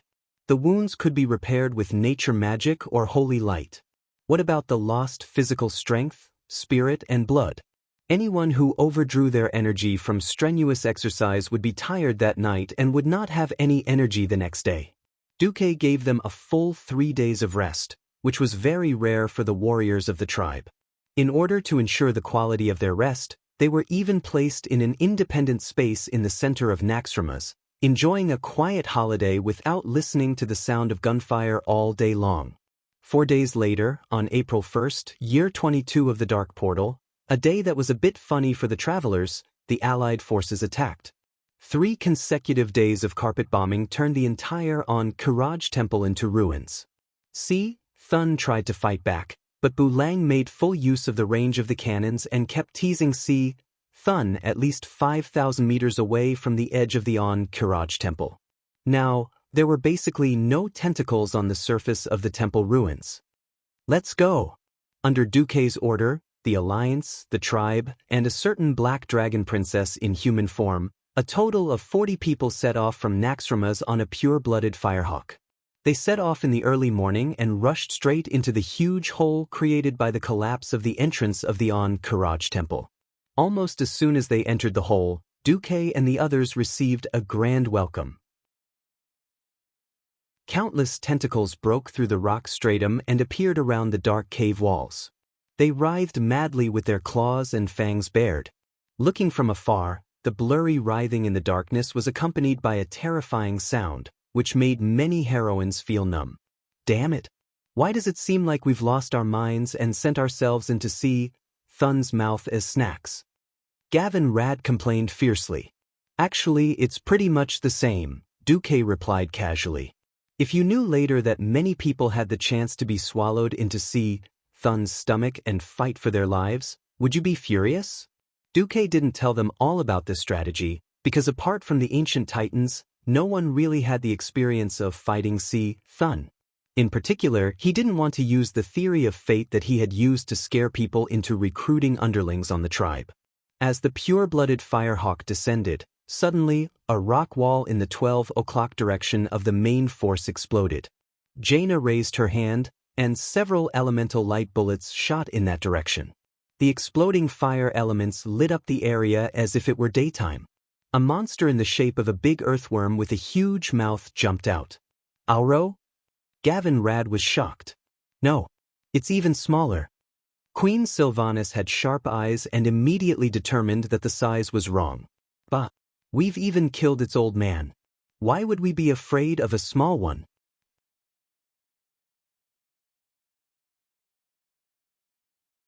Chapter 1336. That being said, everyone was descending quickly on the pure-blooded firehawks. How to deal with this big guy was definitely a problem. It would definitely be a joke if the main force went over. Apart from Kudrin Wildhammer, no one in the Allied army was good at aerial combat. The pure-blooded firehawk's flames were really not enough against this huge monster that was at least 100 or 200 meters long. The huge earthworm bared its fangs and pounced over, bringing with it a large amount of rubble as it came crashing down with the momentum of a collapsing mountain.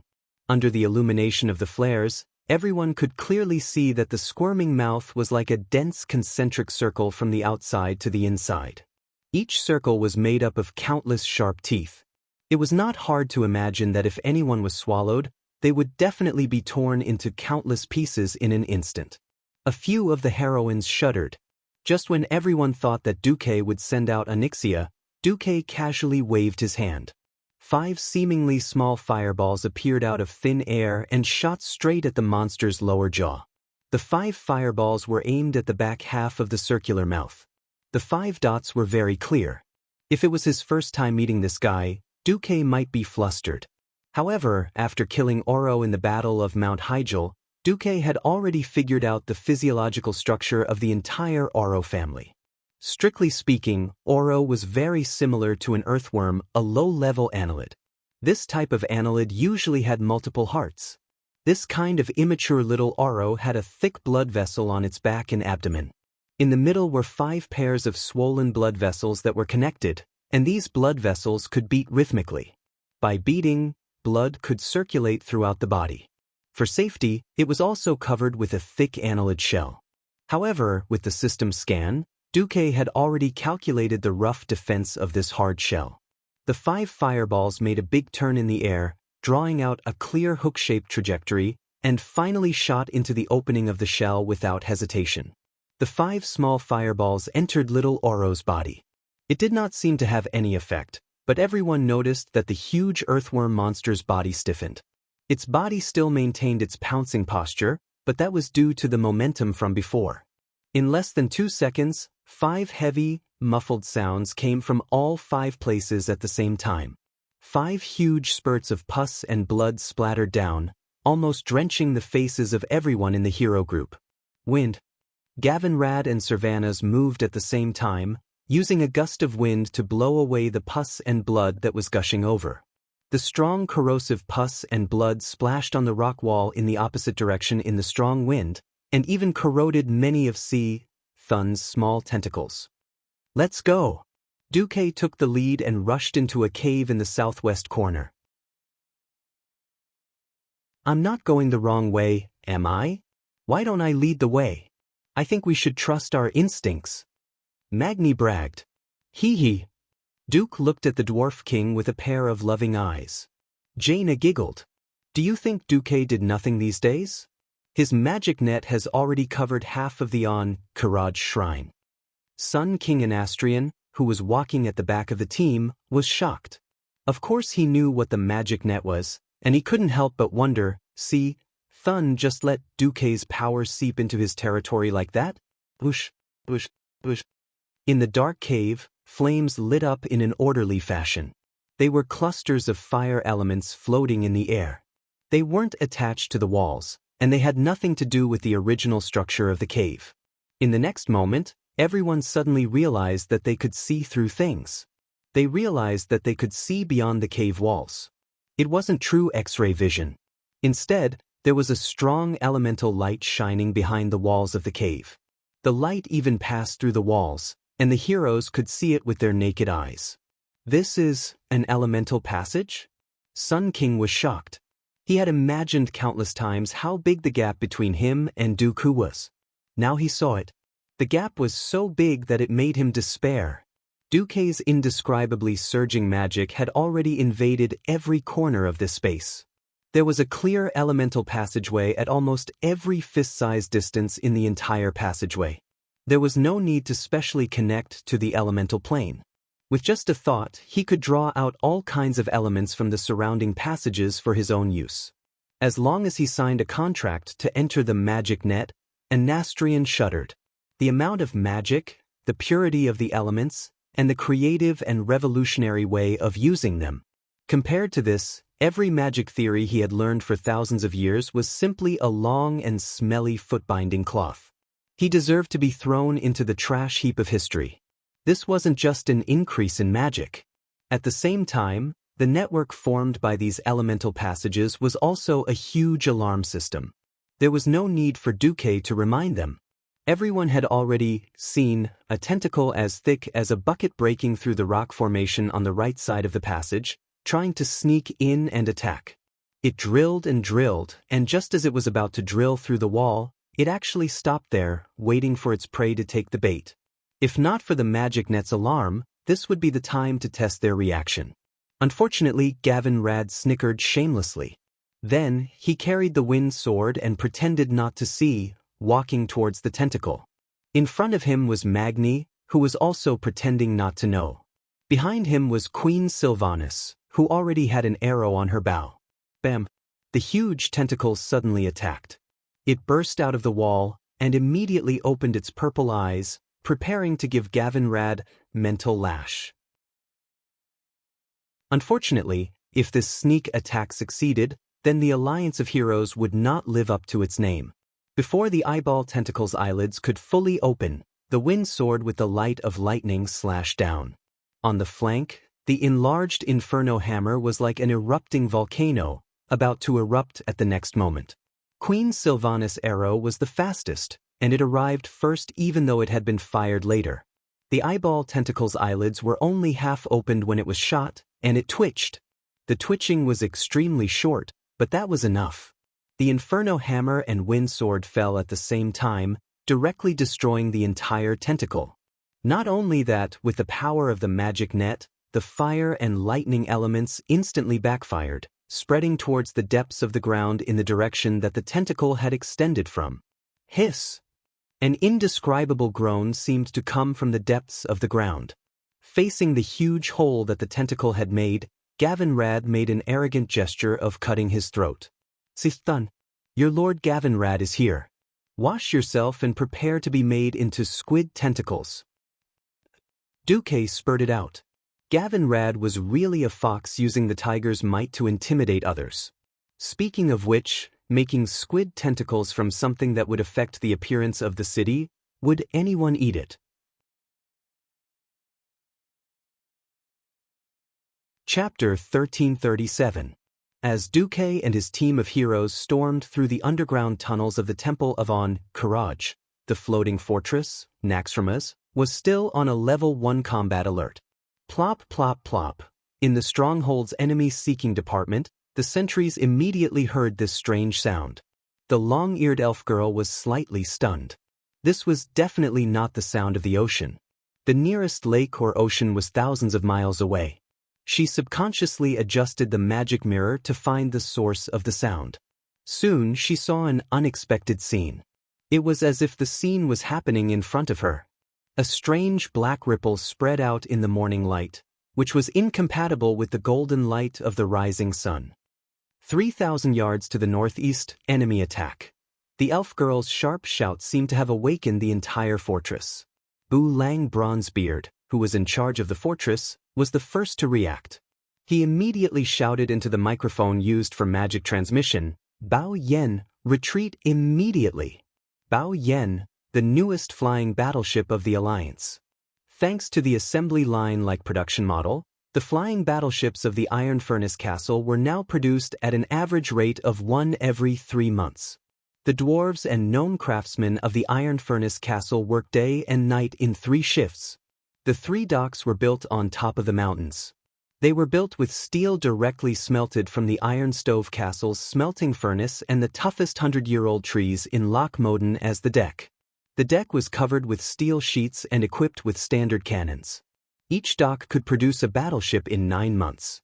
Unlike the meticulously built Heavenbreaker and Black Pearl battleships, the Alliance also needed a large number of medium and light battleships as protection ships according to the needs of the war.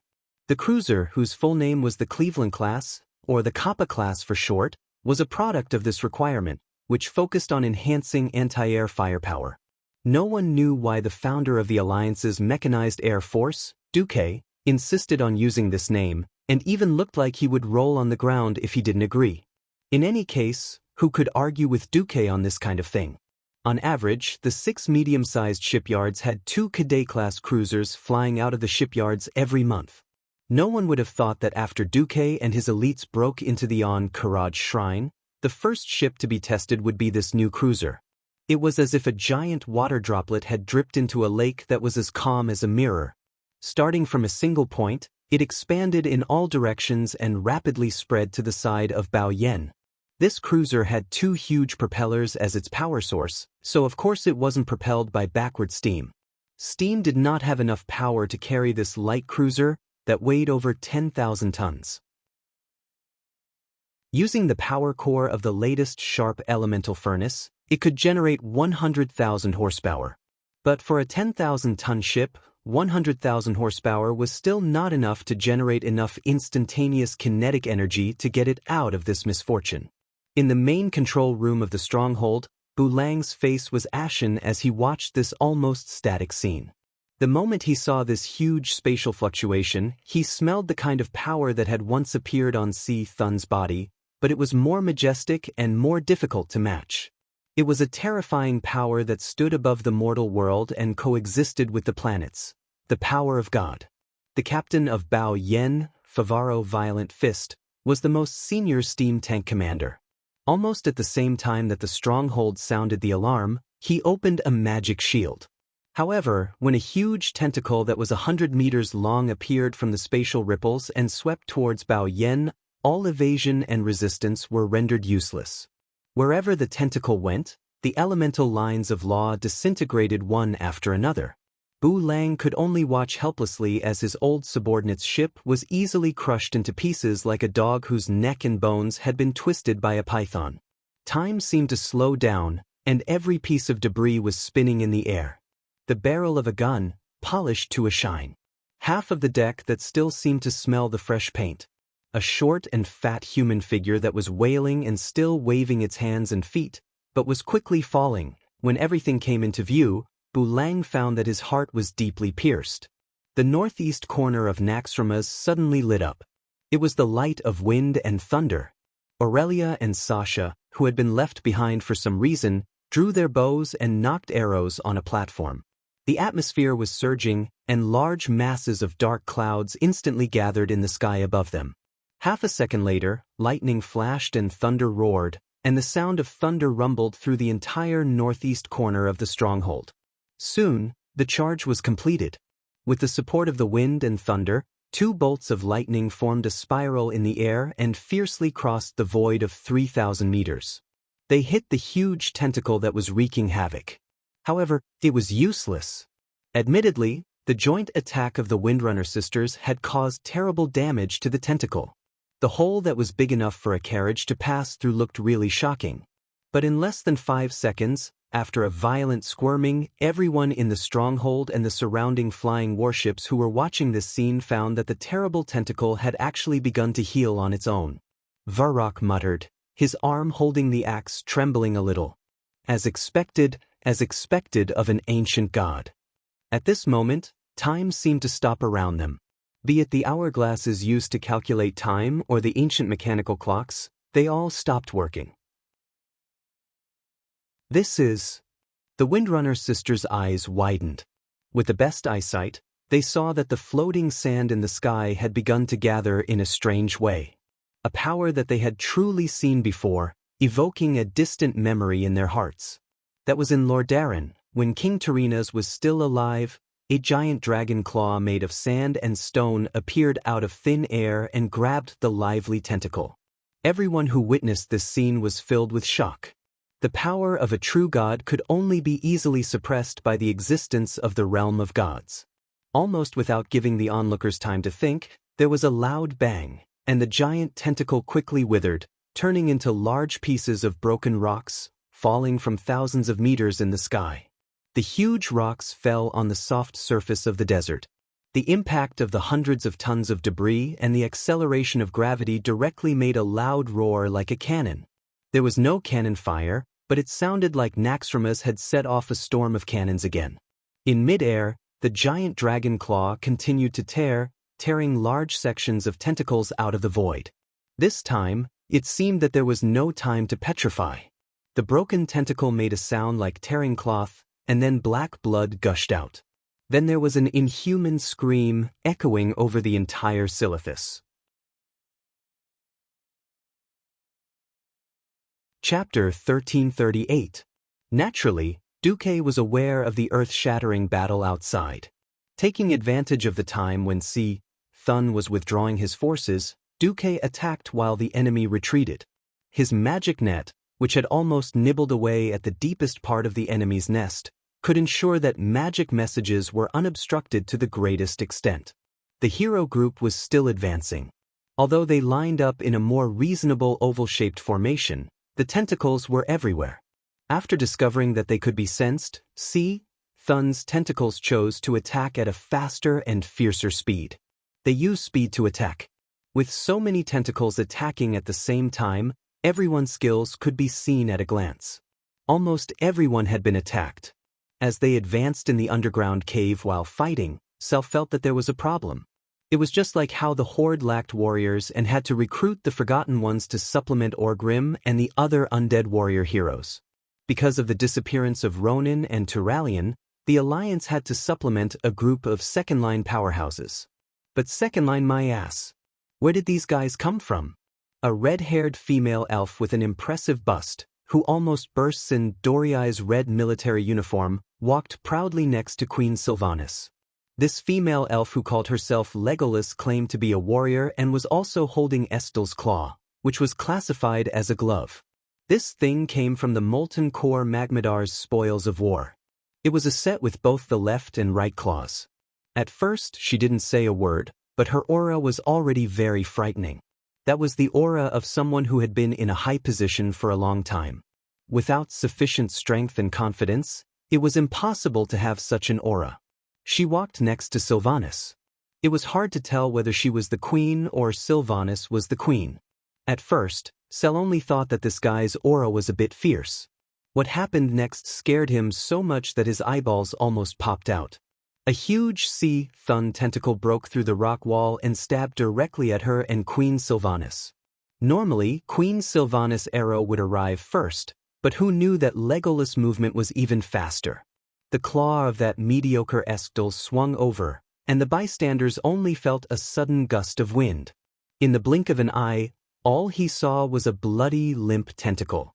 In less than half a second, the tentacle bounced up high and fell heavily again, emitting a burning smell and the sound of a leaking ball lying on the ground softly. A tentacle that could smash a steam tank or even a destroyer into smithereens lay motionless on the ground like a rotten sausage. What was even more ridiculous was that this woman actually broke a molten core level glove. The originally sharp claws were missing a large piece, revealing the white and tender fingers. What the hell was this? The woman's finger was fine, but the molten core level glove had exploded. Could it be that the gloves couldn't keep up with her strength? Sal was going crazy. The same thing happened to the other three. An eyeball tentacle burst out, attempting to attack a mage called Dogsh Goss. In the end, this guy didn't use the magic net, nor did he connect to the elemental plane. He didn't even use an incantation. A white sea urchin that seemed to be made of pure ice flashed by, and in the next moment, that terrifying tentacle suddenly burst like a water pipe. Countless amounts of blood gushed out from the cracks of various sizes, converging into a stream of blood beside it. This tentacle that had caused damage to many heroes since the start of the war had reached the end of its life in an instant. There was also a high elf named Dom, a warrior with a long black braid. He didn't even have any equipment, and he directly hammered a sharp, curved tentacle with his fist like a drum. That tentacle seemed to have been ruthlessly smashed by a heavy industrial mechanical arm that could lift a 1,000-ton ship, and immediately went limp. Since when did the elves produce so many strong people? Thrall looked at Orgrim first. This former chief, who was already a death knight, shrugged his shoulders. His expression was clearly saying, if these fellows had been around during World War II at the Dark Portal, why would I fight Kuel Salus? Originally, Sal thought that the person next to him understood the situation the best. Who would have thought that Sun King was trying hard to keep a straight face while looking at Goss with frightened eyes? Damn. To be able to scare the Breaking Dawn level Sun King like this, there was no need to ask, this person must have a terrifying background. At this time, Wajin gently poked Sal's waist with his elbow. Following Wajin's gaze, Sal saw a strange aura on the Alliance's side. Because Malfurion Stormrage had fallen into a deep sleep, Fandral Staghelm was the boss of the Cenarian Circle again. Logically speaking, there should be no Night Elf Druid that he didn't know. But there was one in front of him. The female druid who claimed to be Sala had a typical Night Elf green waterfall hair. Except for her pair of eyes that never opened, no matter how you looked at it, she was a typical Night Elf. Her heal, rejuvenate, and wild growth were so smooth that even Fandral, who claimed to be the #1 druid, could not compare. It had been so long since she showed off her skills, and Fandral had been pestering her for so long. Where are you from? A solitary practitioner? Are you interested in joining the Cenarian Circle? The Way of Druids needs a master like you. His interest in Sala was not fake. He expressed deep disgust for Tyron's excessive approach to the Alliance. Although Malfurion had fallen into a deep sleep and was no longer in power, he could not murder Malfurion. Within the Night Elves, he continued to rope in stronger masters to increase his faction's influence. Who knew that Sala would ignore him, and when she was asked anxiously, she asked him to go ask Duque. Fandral was depressed to death. Unfortunately, he was in a state of battle, and he did not dare to bother her too much. Otherwise, Duque would slap him and say that he was absent-minded. That bitch Tyron would not protect him. At the same time, on the void battlefield, Krasus was sitting on pins and needles, because he was sitting on the throne of the one he respected the most. Not far away from him was an illusion of a gigantic blue dragon coiled in the air. At a glance, there was indeed an incomparably huge blue dragon entrenched there. If anyone could see through the thick elemental turbulence that enveloped the blue dragon, they would clearly see that there was no such huge blue dragon in that position. There was only a frost elemental dragon with a bitter smile on its face. Krasus was displeased. Saffron, if you expose me, I will not forgive you. Saffron rolled its eyes. You're blaming me? Beside Krasus, a figure in a cloak smiled bitterly. It's fine. This plan should be perfect. Even if something happens, we will prioritize protecting the void battlefield. That's for the best. Chapter 1339. Even further away from Azeroth, an interstellar battleship was quietly lurking in the asteroid zone. This was the extreme position to monitor planet Azeroth. What's up with the 4 lizards? Same old. The red and blue auras are still exaggerated. The bronze and green auras are hidden. These 4 lizards are really calm. Their home is about to be destroyed. Should we add another wave of attacks? Bullsh *T. Whoever wants to go can go. Without receiving Lord Kill Jaden's order, I won't let my brothers go for nothing. The words of these 2 Void Lords also represented the thoughts of many lords of the Burning Legion. That's right, as long as they died outside the Twisting Void, they could theoretically revive infinitely. This was on the premise that their souls could run back. For demons with almost infinite lifespans, There was the great achievement of the guy whose name was Taboo blowing up the twisting void fortress 10,000 years ago. There was also Mount Hyjal in Azeroth, where Archimonde died. Not only were they afraid of death, but they were also afraid of reviving. This was because reviving would inevitably cause damage to the soul. It was fine once or twice, but if they revived too many times, the damage to the soul would naturally be severe, which would bring about a decline in strength. This was often how Void Lords were replaced. Now, other than the most belligerent Abyss Lords and Doom Guards, many Demon Lords were a little hesitant. No one would have thought that Duque had actually calculated the frequency of the Burning Legion's attacks and played a trick right under their noses. Whether it was Krasis or Sapphiron, as the capable subordinates of their boss, their auras were of the same origin. What Duque needed to do was to increase the elemental waves that they emitted. Alexstrasza was a nature element, and Malygos was mainly a frost element. After connecting to the magic net, they were about the same when observed from afar. Duque gambled that the Burning Legion spies could not go deep into the Void Fortress that the Titans had left for the dragons, and could only observe from afar. If he could not deceive the Burning Legion, Duque would fulfill his promise and immediately send the four back to the Void battlefield. This was why the four Dragon Kings had the time to come to the underground cave to be thugs. In order not to scare Thun, Duque also asked them to suppress their strength and enter in human form.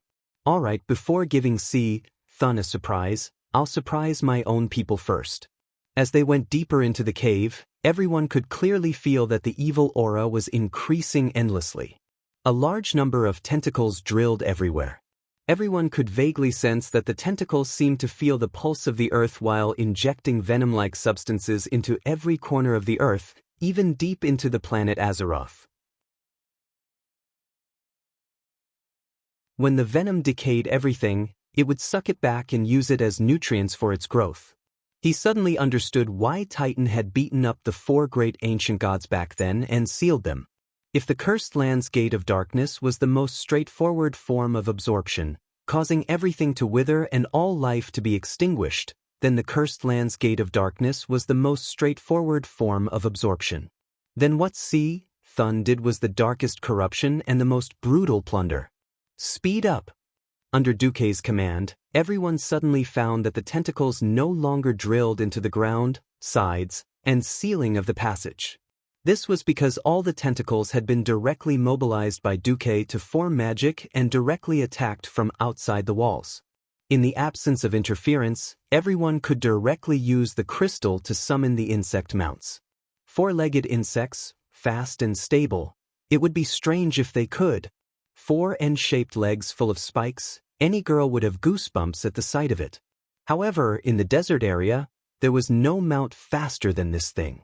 These insects the size of small cars were summoned, and whether they were willing or forced, they could only obediently follow the orders of the crystal that contained their emperor's will and bitterly move towards the more dangerous depths at high speed.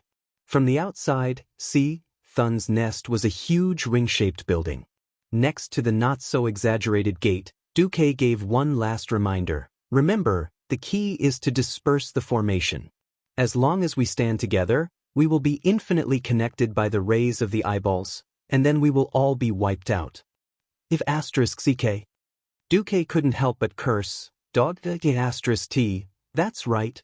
The self-centered Malygos, who was pretending to be the best in the world, actually didn't listen to Duque and rushed in first. As the ancestor of Azeroth magic, Malygos boasted of being the king of magic.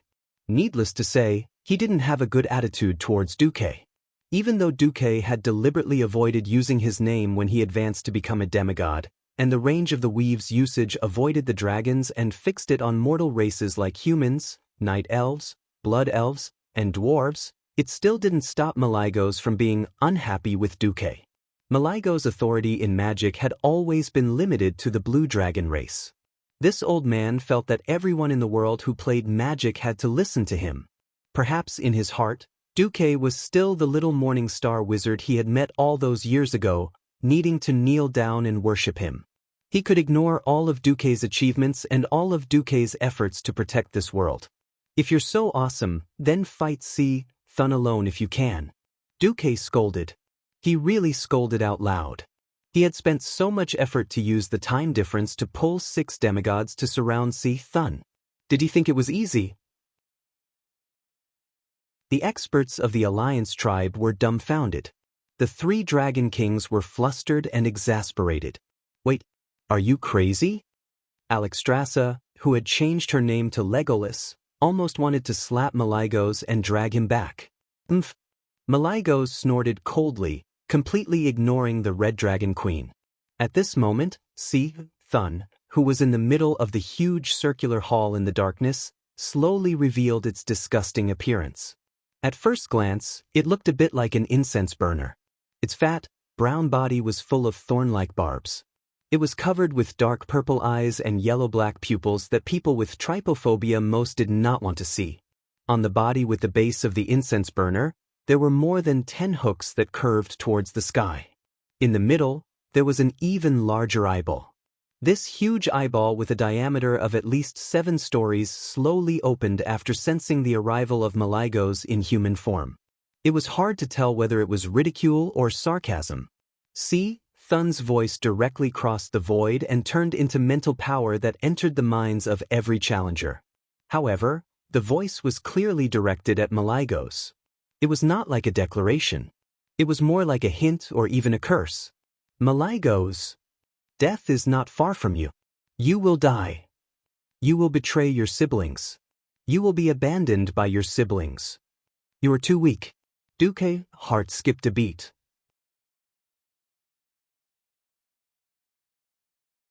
Chapter 1340. He didn't know if the words brother, sister, and friend in the Draconic language were synonymous, or if that was the original meaning. Si Thun's words were like a powerful mental suggestion, but the one who was most affected was Duke, the transmigrator. Duke clearly remembered what happened to Malygos later. In the game version of Wrath of the Lich King, Malygos believed that the world had been corrupted by creatures that used magic indiscriminately. He decided to destroy all creatures that used magic and even magic-related creatures. Obviously, Duke was now on the top blacklist of creatures that used magic indiscriminately. If this went on, there was no need for original history or so-called prophecies. Just inference alone was enough to know that Duke and Malygos would fight. Although Duke didn't like Malygos, he really didn't want Malygos to die.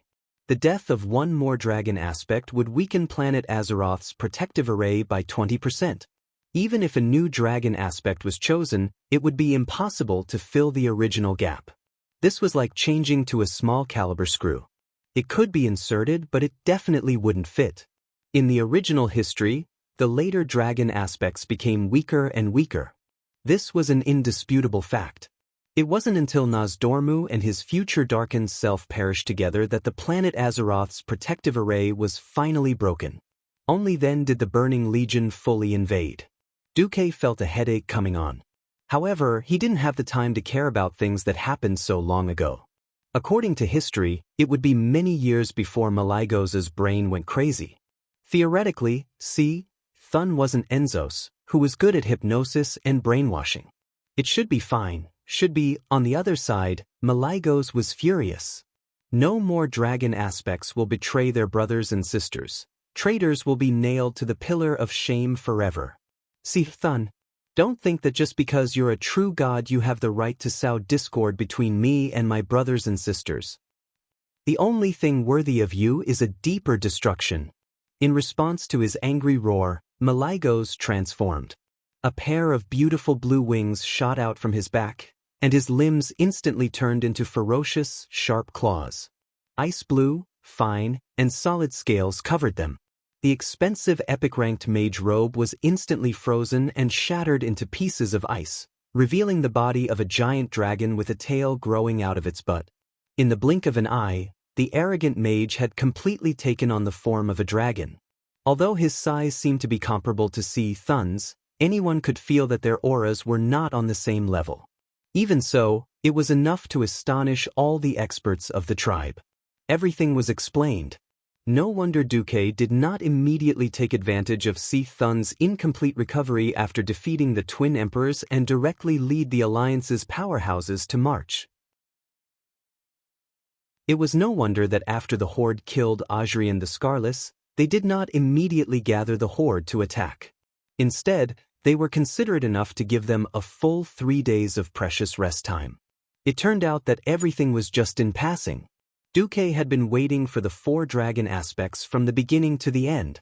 Maligos transformed, and the other 3 dragon aspects also transformed at the same time. 3 long, distant roars seemed to come from the War of the Masters 25,000 years ago. The battle where the titans of the pantheon beat up the ancient gods was replayed today. Although the leader was no longer Sargeras, the titan warrior, and he was not fighting against a group of powerful elemental lords like Ragnaros or several ancient gods who were in perfect condition, the 4 dragon kings appeared together to besiege the half-crippled sea Thun. This scene, which should have only existed in epics and legends, was happening in front of a crowd of mortals. It was hard to tell if it was excitement, ecstasy, or some other emotion. Strong emotional fluctuations, accompanied by the fierce vibrations of the surrounding elements, were transmitted to the depths of every mortal's heart. Everyone's hearts expanded and contracted greatly because of the excessive stimulation. Blood was strongly pumped from the heart, rushing to every corner of the body. The eyes of the weak gradually turned pitch black, and they greedily inhaled the slightly turbid air. The vision of the strong was filled with brilliance. They saw the agitation of the elements and the exaggerated confrontation. More importantly, they saw the boundary between mortals and gods. The absolute boundary that once felt unreachable did not seem so difficult to break through. As soon as the 4 dragons went up, the surrounding elements were instantly sucked dry. Maligos directly summoned an ice dragon made of pure frost elements. It pounced over with its fangs and claws bared, and it bit down. The elemental dragon succeeded, but it also failed. Its bloody mouth bit off a large piece of sea Thun's flesh, and only a large gap could be seen in the lower body of the incense burner. But before Maligos could be happy for half a second, the entire elemental dragon was stabbed by a large tentacle that rose from the ground into the sky. The sky was filled with icicles, and even Sea Thun's body was not frozen much. Sea Thun's lower body, which was brown with a little pink, began to squirm disgustingly. In everyone's vision, Sea Thun's entire body had grown larger, except for the large eyeball above. It was proliferating. Roar! Nozdormu used sand to form a dragon's body and fiercely swung Sea Thun's tail. But halfway through, the tail was also blocked by a large tentacle that appeared out of thin air. Its tail was broken, and the sand that exploded had a great deal to do with time. This was because all the parts of Sea Thun that were hit by the tail fragments began to wither. Alexstrasza was the most direct. She fiercely spat out dragon's breath as soon as she went up.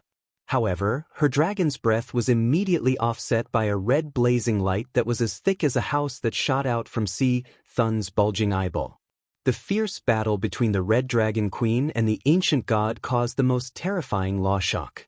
It was reasonable to say that this terrifying collision of power was enough to easily destroy a fortress and cause several blocks to collapse in the destructive shock wave. However, everyone only felt a moment of trance. The master of the Emerald Dream, the Green Dragon Queen Isera, made her move. With the strange and gentle sound of the wind, a green light spread further with the wind. The majestic walls of the underground palace of the Temple of An-Karaj silently turned into powder and sank into the hard stone ground under their feet. The battlefield that appeared in front of the mortals was a huge hemispherical hole with a radius of at least a kilometer. Is this the Emerald Dream? Tyron showed a look of admiration. No! Isera's voice sounded in the minds of the mortals. No matter how arrogant I am, I would not dare to pull an evil ancient god into the Emerald Dream. I just used my natural power to forcibly change the surrounding landscape to make this place more suitable for dragons and mortals to fight.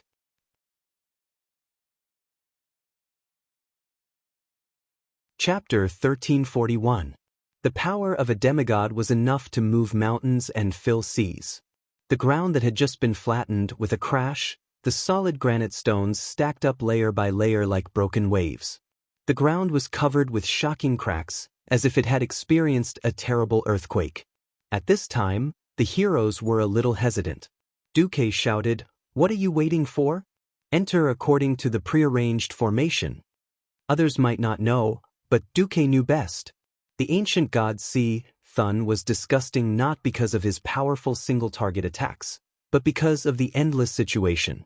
On the surface, the four dragon kings attacked together, and the mortals felt like they were just bystanders, but in reality, they were not. Thun was a terrifying existence that could destroy the world by himself. Not only did his tentacles affect the city, but they also greatly interfered with the movements of the four dragon kings. Whoosh! There was a loud noise, and a giant claw tentacle appeared. The size of this enormous tentacle was no different from that of a 5-story tower. In front of this level of tentacle, the scales and dragon skin that the dragon kings were so proud of were no different from the armor of mortals. As long as it was hit, it would definitely be pierced and torn apart. A tentacle easily penetrated Nozdormu's thigh, and the dragon leg that weighed several tons suddenly exploded. If Nozdormu was a giant dragon with flesh and blood, he would probably have been seriously injured. Roar! The Time Dragon King roared angrily, and his thick tail swept over violently. However, the tail that weighed hundreds of tons did not break the tentacle. Instead, after a few trembles, the giant claw tentacle drilled back into the ground. When had the Bronze Dragon King ever suffered such a big loss? He wanted to drill into the ground and settle the score with that tentacle. Nozdormu! Alexstrasza stopped him. Nozdormu could only resentfully restore his dragon leg. It was true that he was a giant dragon made of sand, but it took time and energy to rebuild his body. It was obvious that the attacks of the four dragon kings had slowed down. The next moment, the tentacle that had just caused trouble came out again. This time, it changed its target to Isra, who had not used close combat. Although Isra had the least offensive moves among the four dragon kings, and did not dare to use the power of dreams to attack Si Thun, her existence was the key. Because Si Thun's attack was mainly a wide-area nature attack, Isra's nature resistance aura could effectively reduce more than 80% of the damage. It wasn't an exaggeration to say that Isra's existence was the key. Just as Isra, who was casting a healing spell, discovered that the giant claw had suddenly popped out from the right side of her dragon abdomen, a large, silver-colored dwarf rushed over and viciously struck the tip of the giant claw with a whirlwind hammer. It could not be said to be a tit-for-tat, as the Shorty King had used the avatar descending to increase his size by at least 5 times, but the Fire Lord hammer had increased by 10 times. When the God Equipment Giant Hammer, which was constructed from pure fire elements, turned from an elemental form into a solid form, and was then swung around by Magni's inhumanly terrifying strength with a hint of gold within the black hammer before smashing it down viciously, the visual stimulation that was filled with shock left every single mortal speechless. Bang! An earth-shattering explosion was accompanied by a flaming shockwave that splattered in all directions. Even though the size and the scene were completely different, the people present felt as if they were watching a child playing with a hammer to hit a gopher. With one strike of the hammer, a giant claw tentacle that should have been taken down by a dozen people had actually been charred black. Queen Sylvanas merely added an arrow, and the giant tentacle was finished. It was like a leaking balloon, slanted and flattened on the ground. Without giving anyone the time to catch their breath, Si Thun in this life was obviously more violent. Squeak! There was a strange sound, and everyone felt the ground shake violently. This guy wants to pull us underground? Nozdormu was shocked and angry, and had no choice but to attack angrily. No one knew what exactly happened. They only saw that the ground that was originally starting to collapse seemed to have been rewound, and the cracked areas were perfectly repaired. In any case, another Dragon King was being held back.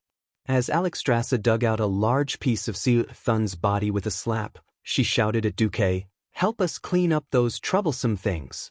In addition to the giant claw tentacles, there were also tentacles with huge eyeballs. These things called the giant eye tentacles were also deadly weapons. If the team was too crowded, the mind whip shot out from the eyeballs would be like a chain of lightning, bouncing and spreading almost infinitely throughout the team. The only way to deal with these things was to use powerful long-range attacks. Ha! The Empress Dowager waved Ashbringer, and the brilliant golden light turned into a crescent moon. It swept across the battlefield and cut the eyeball tentacle in half at the root. This was not the end. The hideous eyeballs were still twitching violently on the ground, randomly pouring out deadly rays in all directions. Umph! The masters snorted in all directions at the same time. Queen Sylvanas' arrow. Gianna's ice. Sun King's fire. Woking's spear. The 4 attacks almost hit the giant eye tentacle at the same time, blowing it up in one breath. At the same time, Duque's performance was a little quiet. He did not look like a demigod at all. In the eyes of others, his performance was similar to that of other mortals.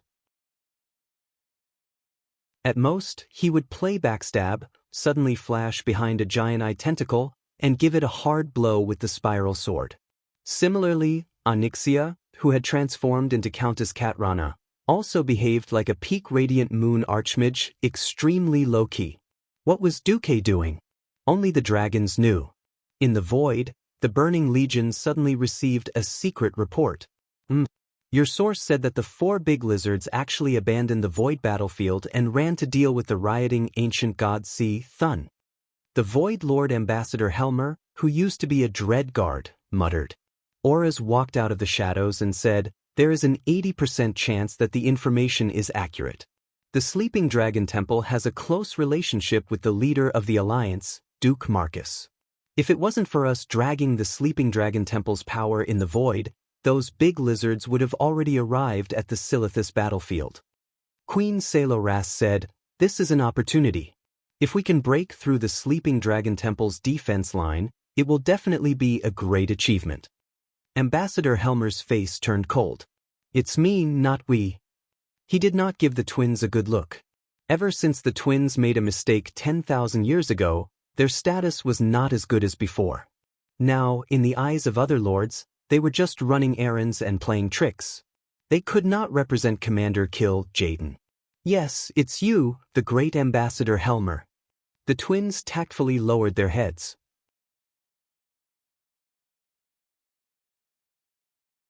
Chapter 1342. Ambassador Helmer looked up slowly. "I did not receive Lord Kill Jaden's order to attack, so it's up to me whether or not to believe the so-called accurate intelligence." "Yes, that's right." The Gemini lowered her head even more. Their plan was indeed very well thought out. If Helmer was successfully incited and foolishly went to attack, it would be a success. Of course, it would be due to their accurate intelligence. If they failed, it would be Helmer who sent out the troops without permission. The demons of the Burning Legion could run as many corpses as they wanted. To be honest, no matter how many died, the leader of the demon army would not mind. The point was, to send in the demons, they had to sacrifice the void warships. The demons were unlimited, but the warships were limited. It was not a lack of resources. After all, Chief Sa had taken almost all the warships of the Pantheon. It was a pity that he did not get the production line for the void warships. So while there were many warships, one destroyed meant one less. Helmer was not a simple-minded abyssal lord. Kill Jaden had painstakingly arranged for Helmer to lead the harassment war against Azeroth because he valued his intelligence. As a Dread Guardian, he had the appearance of an Apocalypse Guard, except that his entire body was dark green, and he had 2 huge bat wings. Because of the infusion of dark energy, he seemed to have a cold aura. He suddenly threw out a poisonous bait. "Since you believe in this intelligence, then you can borrow some void warships from me, and the demon army can also take some. In exchange, you must give me sufficient collateral." The Eridar Gemini was first overjoyed, then shocked. Telepathically connected, they looked at each other and quickly made a decision: go for it. They had lost Kill Jaden's trust for a long time. In the Burning Legion, where power struggles were so severe, it was already a miracle that they could survive until now. Countless male lords wanted to take them back as playthings or slaves, and countless female demons wanted to step on their corpses to rise, such as Mother Sharas of the Sylvanas. They had absolutely accurate intelligence that confirmed that the 4 Dragon Kings were now fighting Thun in the depths of the Karaj Temple. So they decisively bet a large number of soul stones. Those were high-quality souls they had collected from different planets and worlds over the past 10,000 years. While they did not bet everything, it was definitely 70 to 80% of their savings. They had no choice but to bet. In terms of strength, they were far superior to Helmer, but they did not have the power. This was the difference. Looking at the Eridar Gemini's collateral, Ambassador Helmer smiled. With so much, even if Jaden were to question him, he would be able to answer to him. You can take away 2 void battleships, 10 void cruisers, 30 destroyers, and the corresponding demon army. The time limit is 10 Azeroth days. If the damage exceeds 50%, the authorization will be automatically revoked. Just as she was about to speak, she was stopped by Queen Sololas. That's right, the collateral they provided was more than enough to borrow twice their strength. But the military power was in Helmer's hands. The Eridar twins suddenly closed their eyes at the same time. Only the 2 of them could see the intense battle that was happening at the same time in another dimension. Alexstrasza bravely charged in front, tearing off pieces of Thun's flesh. Maligos used his comprehensive and violent magic to suppress Thun's regeneration. Nozdormu ruthlessly caused Thun's overgrown cells to age and die prematurely. Isra used a powerful natural aura to defend against Thun's attacks. This scene, this undeceiving elemental and divine power undulations were all clearly transmitted to the Gemini's senses through a certain observing eye. No problem. So be it. The Gemini quickly made a decision. Speed was the most important thing in war. Half an hour later, a small burning Legion fleet with a long tail of green flames was teleported from the distant side of the galaxy to the void battlefield outside of Azeroth's atmosphere in one go. Don't be afraid. The Dragon Slumber Temple's 4 dragon aspects are not here. The ones left here are just some ancient dragons. Ancient dragons could basically fight to a draw with a Void Lord at the beginning stage. The Eridar Gemini were called intermediate, but they were demoted due to their defeat in the distorted void 10,000 years ago. In terms of strength, the 2 sisters were among the top in the Burning Legion. As long as the 4 Dragon Kings were not around, no dragon was a match for the 2 sisters. The invasion of the evil demons naturally triggered the alarm of the Void Fortress left behind by the Titans to guard Azeroth. Almost at the same time, the figures of the 4 dragon aspects paused for a moment. They really came. Alexstrasza was not angry, but smiled instead. What's wrong? Sar, who was busy beating up the eyeball tentacles, suddenly turned his head. Nothing much. There really are evil demons that came to attack the void battlefield, Isra replied calmly. Then what should they do? Were the dragon aspects going to give up on this battlefield and run back immediately? Be it the Alliance or the Horde, every powerhouse knew the duty of the dragon aspects. They had always been the top priority when it came to defending against the Burning Legion. You guys? Just as Magni was about to ask, a shocking change occurred. Duque, who had been doing nothing all this while, flashed and ran behind a forgotten archmage, stabbing him with his sword without saying a word. The golden sword that looked like a spiral nail easily pierced through the chest of the former Silver Moon Council member. The surging divine power caused indescribable pain to the Great Lich's soul. The bystanders only saw that the Great Lich was in so much pain that his entire body almost arched backwards. The upper and lower parts of his dry lips were cracked to the maximum, revealing teeth that were slightly black. Duke Marcus, what are you doing? The most furious one was naturally the Sun King. He suddenly turned his golden staff and aimed it at Duque. Not just Sar and the other Horde powerhouses, even the heroes of the Alliance were stunned. What was Duque doing? Was he going to break off relations with the Horde and kill them all in one go? Was he going to challenge the true god Thun? Shock, disbelief, suspicion, fear, and all kinds of emotions intertwined among the mortals. In the next instant, everyone understood the answer. An eyeball suddenly popped out of the eye socket of the Great Lich who had been stabbed in the back. It was not an ordinary eyeball that the Lich had preserved using shadow magic. It was an observer's eye that belonged to the Burning Legion. In less than half a second after the eyeball popped out, It had already expanded to the size of a fist. The purple veins and whiskers around the eyeball also proved this fact. Holy light above, we're being watched? Benedictus exclaimed.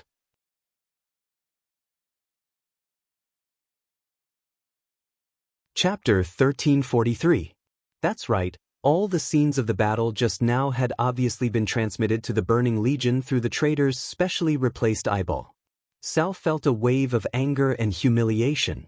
He had gone against the majority's opinion and forcibly brought the Forsaken into the tribe. He had valued the combat power of the Forsaken, but ultimately, it was because of the situation. He knew very well that the tribe's greatest enemy was not the Alliance. The greatest enemies ranked above the Alliance were Thun, the damned ancient god, and the Burning Legion. He would never forget what the Burning Legion had done on the Kalandor continent. Half of Grey Valley, the entire Fellwood Forest, had been destroyed by the Burning Legion. Even with the restrictions of high-ranking commanders, there were still demons who ran away or hid in the years after the Burning Legion invaded Kalandor, indiscriminately killing the Night Elves and the people of the tribe. Now, there was actually a traitor in the tribe's hero team that he should have trusted the most. How could he tolerate this? Go to hell, traitor. Sal leaped high, and the hammer of destruction burst into blazing flames. With a leap hack that was deeply inherited from Grandpa Roar, not only did the hammer smash the observer's eye that had not escaped in time, but it also smashed the Great Lich's head into a rotten watermelon. Yep, a rotten watermelon. Mortals, no one can resist the Legion. The Great Lich's cold laughter echoed in the void. Anastrian could not keep his face any longer and took the initiative to attack. However, he was not a true warlock. His soul-binding technique was actually resisted by the Lich. No one expected Duque to attack again. To be precise, it was the elemental emissary under Duque's command who attacked. Duque raised his hand, and the figure of the Black Witch Farina suddenly appeared beside him. She raised her hand and used a more authentic soul capture. The Great Lich's soul screamed and struggled, trying to break free from the soul vortex formed by the crimson crystal in Farina's hand. The Black Witch chuckled coldly. Run if you can. You betrayed Azeroth. Your will is useless. Now, after repenting, you will become Master's servant and serve Master loyally. The most glorious thing in this world is to serve Master's cause forever. Farina's entrance was a pain in the ass for the mortal experts. How did the backbone of the cursing sect, who was originally loyal to Kel, Fizad, suddenly become Duque's die-hard fan?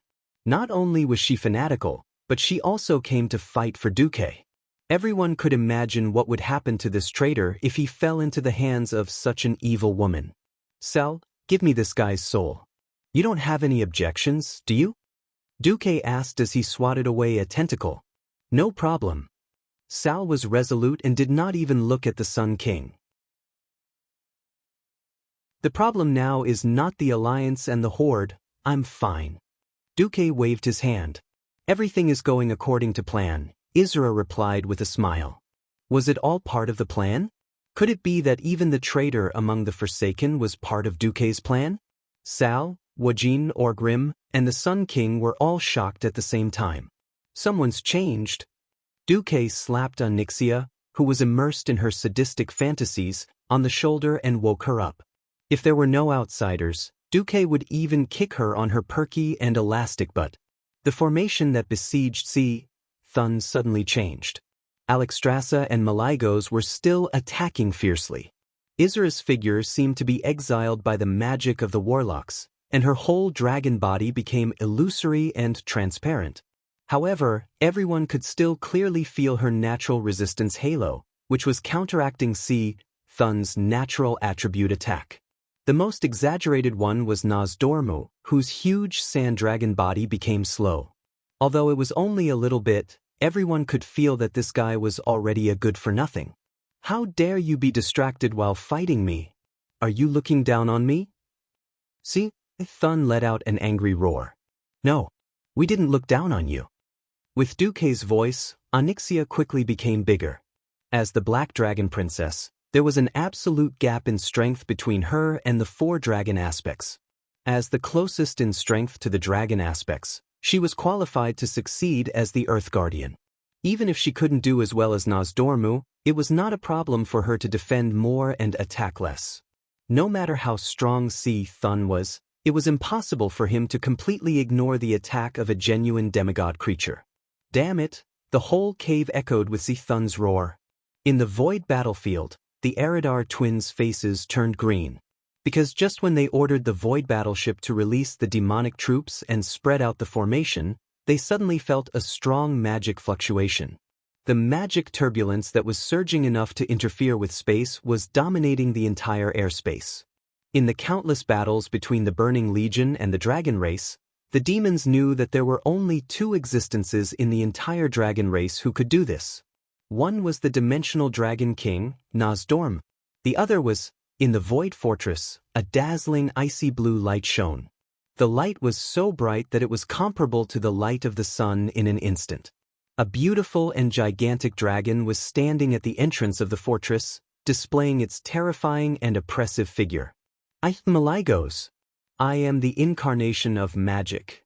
The arrogant voice was transmitted to the void battleship 10,000 meters away through the violent elemental fluctuation. That Maligos body was bursting with a storm-like frost element. As soon as he appeared, he froze all the void trash at the entrance of the fortress.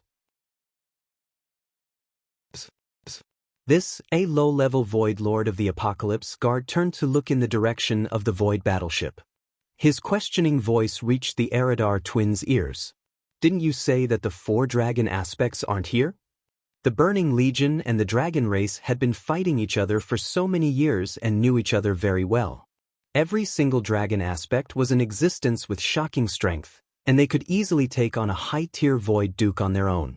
Generally speaking, at least 3 high-rank Void Overlords were needed to stall a dragon aspect. And this was under the situation where the dragon aspects did not cooperate with each other. Once all 5 dragon aspects were present, with the support of the planet's protective formation, the Burning Legion would be helpless. They could only be cannon fodder. Impossible! How could Maligos rush back in time? Elises shouted in shock. Among all the dragon aspects, Alexstrasza and Maligos had the worst mobility. It was not easy to create a portal that allowed them to pass through. Moreover, Thun would not let them go so easily. What exactly happened?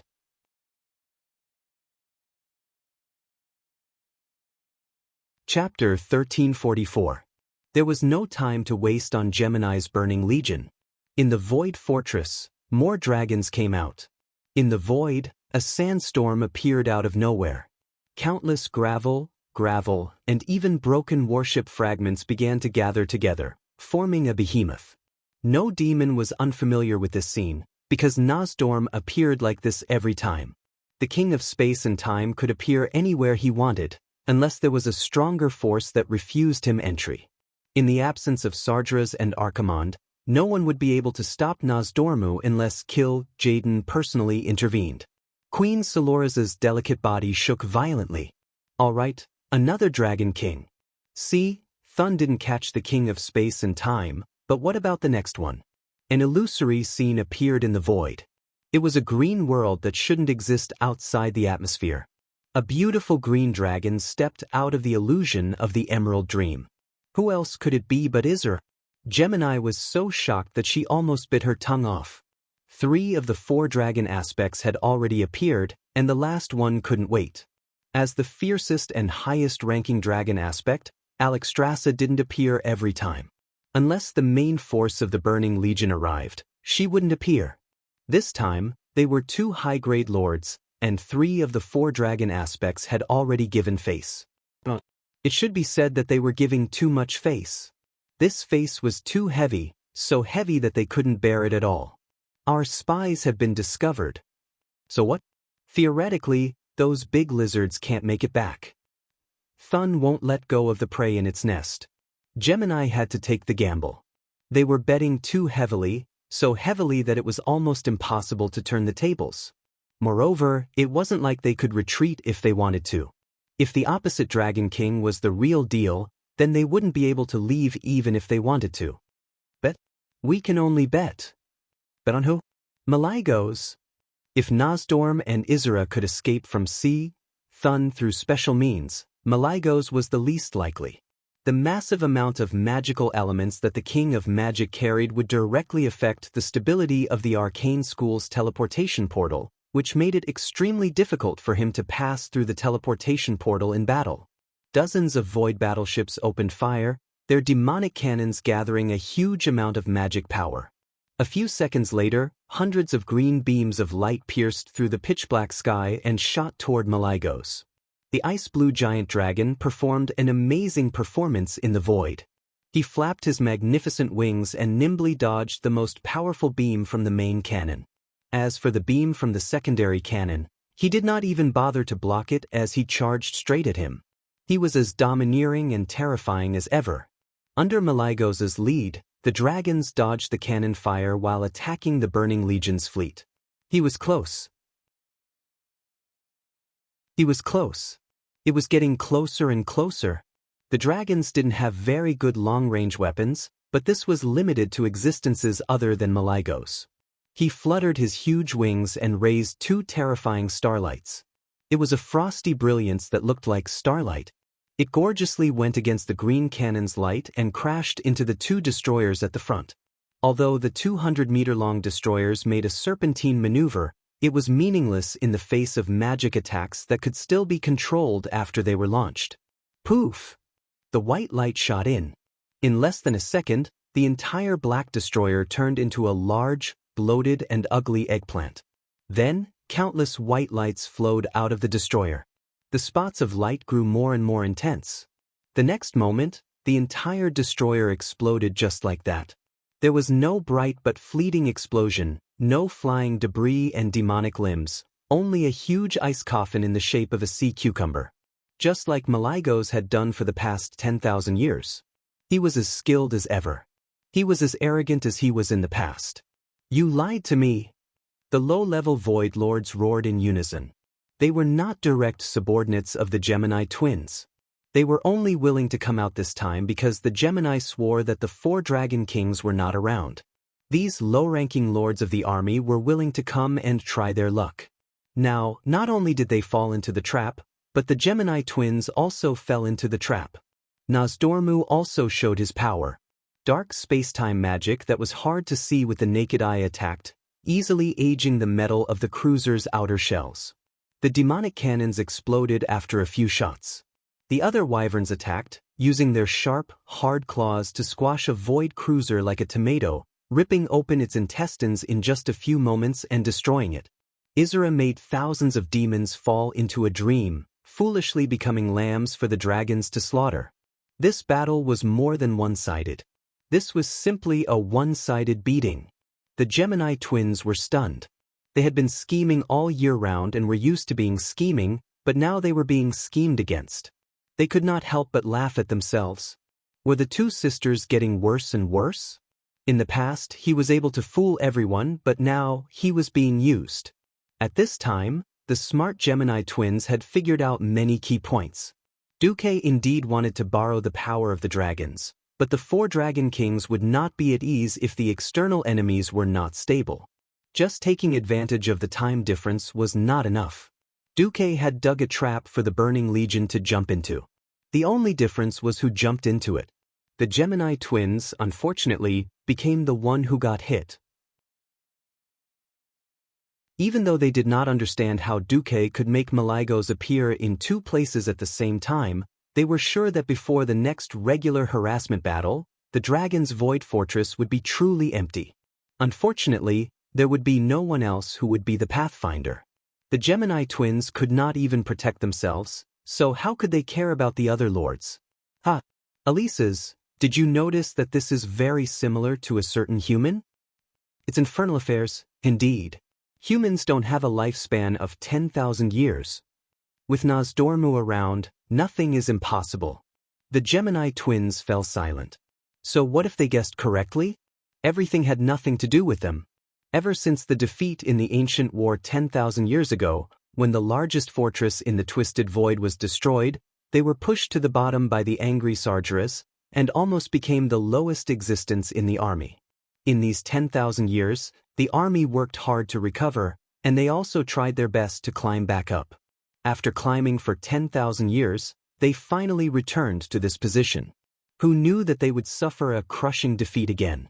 They had already lost Jaden's trust, and the days ahead would definitely be even more difficult.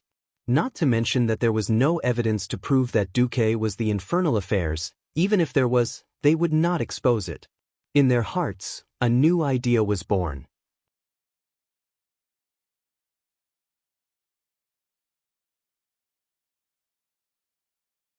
Chapter 1345.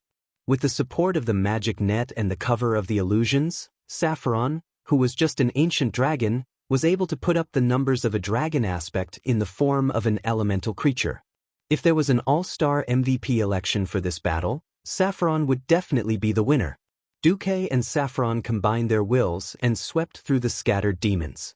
Because Sapphiron wasn't a real dragon, he could do many things that dragons couldn't. With a beautiful S-shaped maneuver, Duque had Sapphiron dodge a series of demonic cannons. The battleship and 2 destroyers in front of him was the last organized resistance. There weren't many bullets, but they couldn't stop Sapphiron's advance. Sapphiron charged forward like lightning, his blue and white figure drawing a continuous arc in the void. He didn't stop for a moment.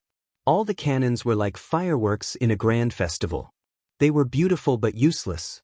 He brushed past Sapphiron, who was disguised as Malygos, by a hair's breadth. Dozens of magic arrays with complicated blue and white patterns hovered around him like loyal guards. They kept releasing elemental beams of different colors to kill the demons that were scattered around. He wasn't just shooting in a straight line. In the void, he would slightly shake up, down, left, or right, and the beams would fly to who knows where after a certain distance. Sapphiron's concentrated attacks were like blooming chrysanthemums, full of arcs. If the demons weren't careful, they would be hit. Once mobility decreased, even the strongest demon was just a target.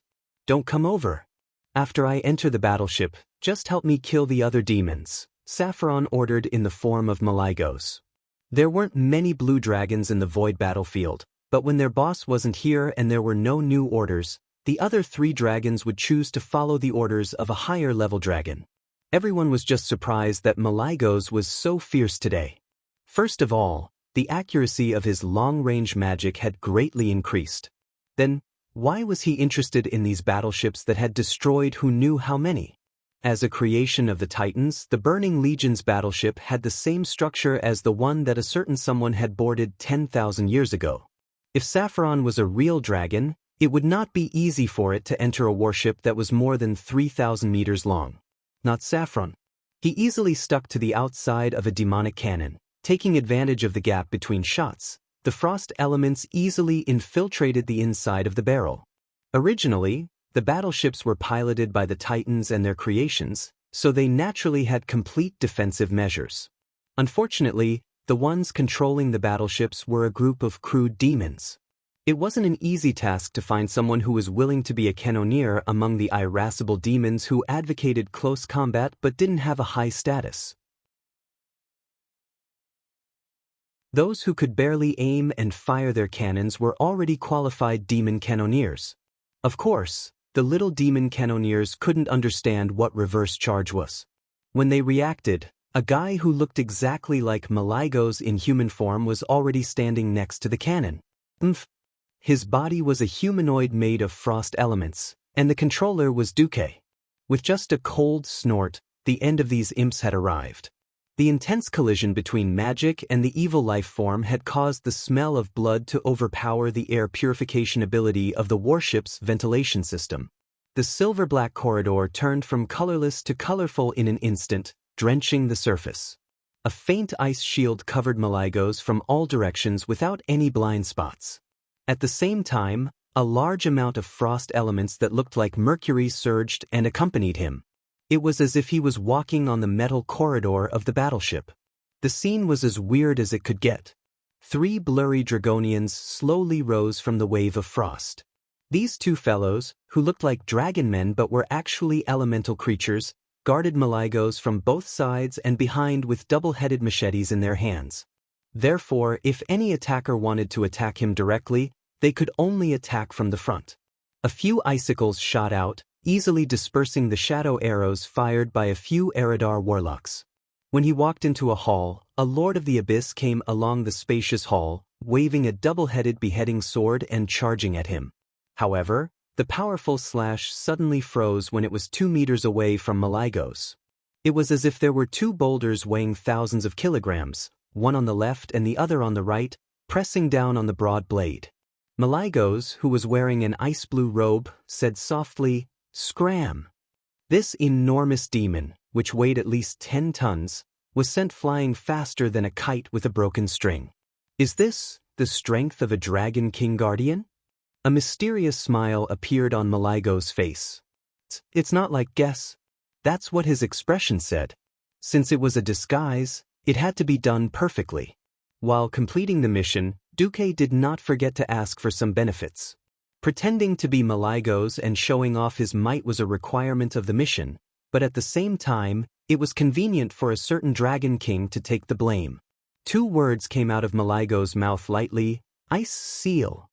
In the next moment, the ice elemental energy that surged out from the weave turned everything in sight into ice sculptures. The road to the bridge was now unobstructed. Malygos moved forward with his head held high. Be it the heavy gate or the complicated magic formation, nothing could stop him for even a second. All the defenses were destroyed under the impact of the violent elemental magic. He took 81 steps forward. A total of 81 traps were destroyed. When the last door fell down, Duke saw his target, the Eridar twins, just as he wished. The Gemini stared at Malygos for a full 3 seconds before sighing at the same time. "I knew it. You're not Malygos. That big blue lizard isn't as showy as you. I wasn't sure before, but now I'm completely sure. You're not Malygos. You're Duke Marcus, a newly advanced demigod who entered the divine realm as a mortal. Do you have anything else to say before you kill us?" Aureus and Queen Saloras were convinced, but they knew that they would not be able to escape today, so they wanted to confirm it at the very last moment. Duque was not surprised that they were seen through. The Eridar Gemini were masters of disguise and working behind enemy lines. To them, his illusory disguise was clumsy. So, Duque removed the illusion and revealed a human body made of frost elements. However, the figure was exactly the same as Duque's. An elemental body, Sapphiron's soul, and Duque's will. This combination surprised even the knowledgeable Eridar Gemini. Duque smiled. "Make your choice, Gemini. Will your soul be destroyed, or will you leave behind a small hope for a comeback?"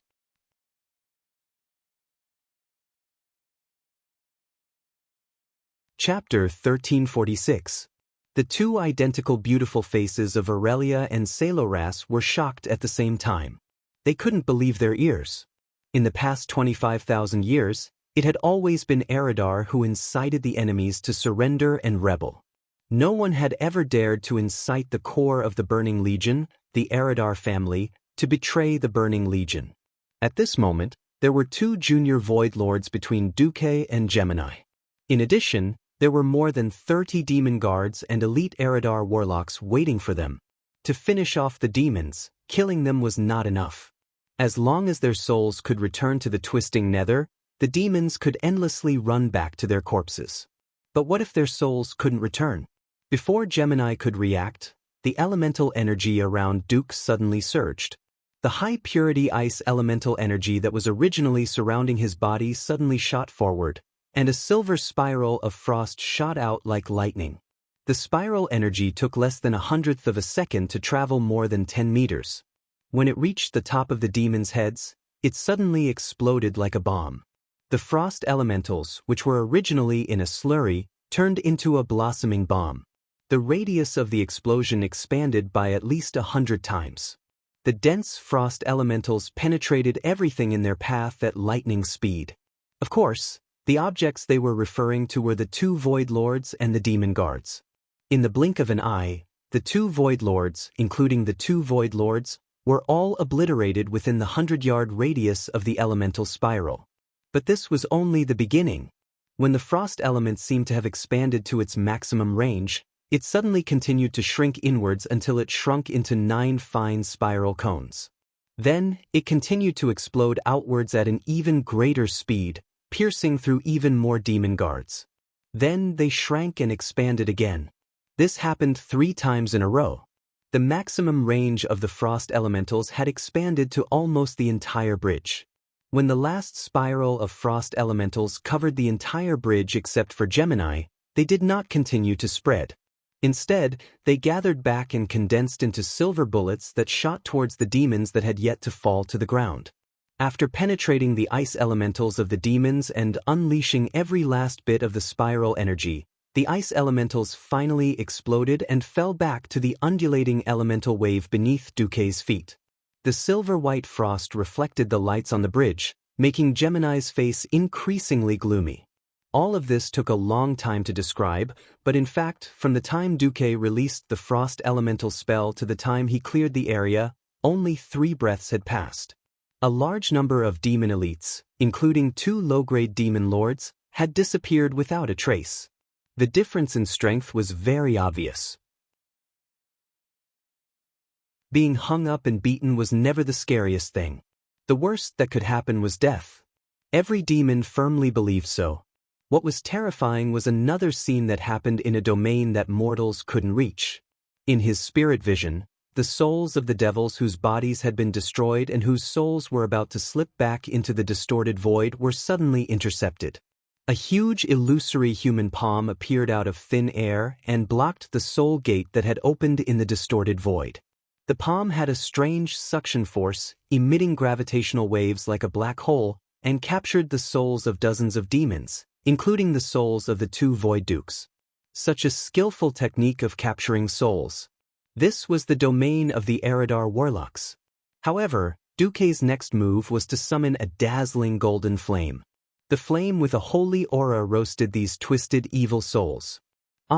Except for the 2 Void Dukes, all the souls of the devils had completely disappeared from this universe.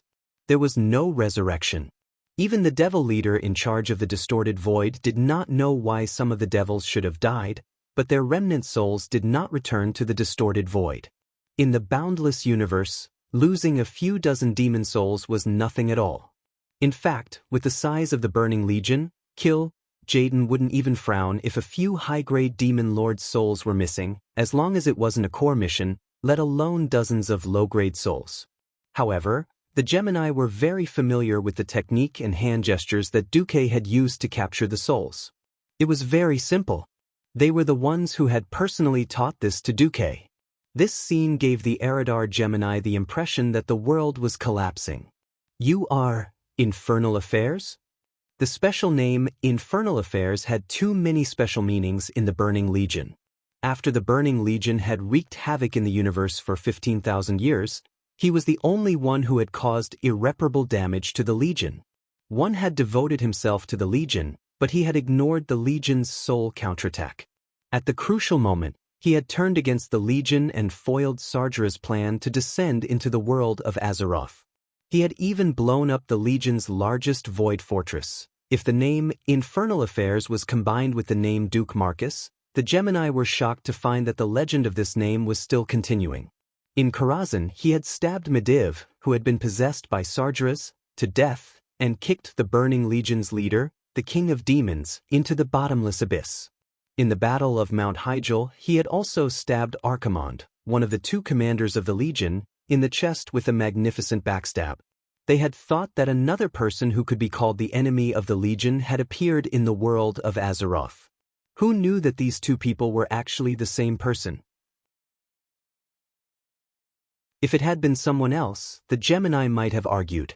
Even if they lost, they would have ruthlessly suppressed the other party's momentum. The pursuit of billions of demons. The boundless rage of the King of Demons. The hatred of the Legion that had destroyed countless stars.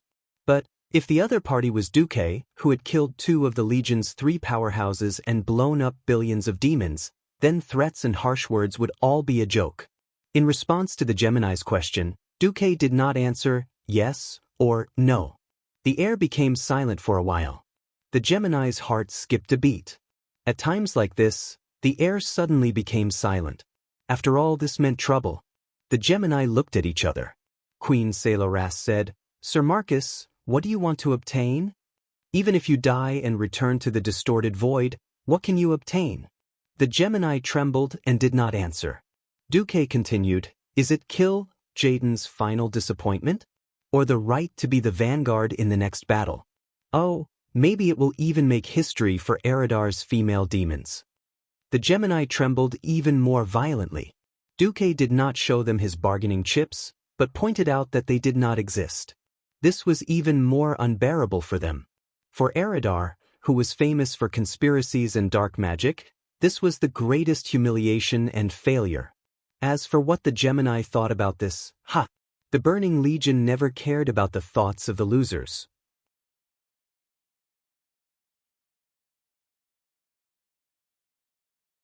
Chapter 1347.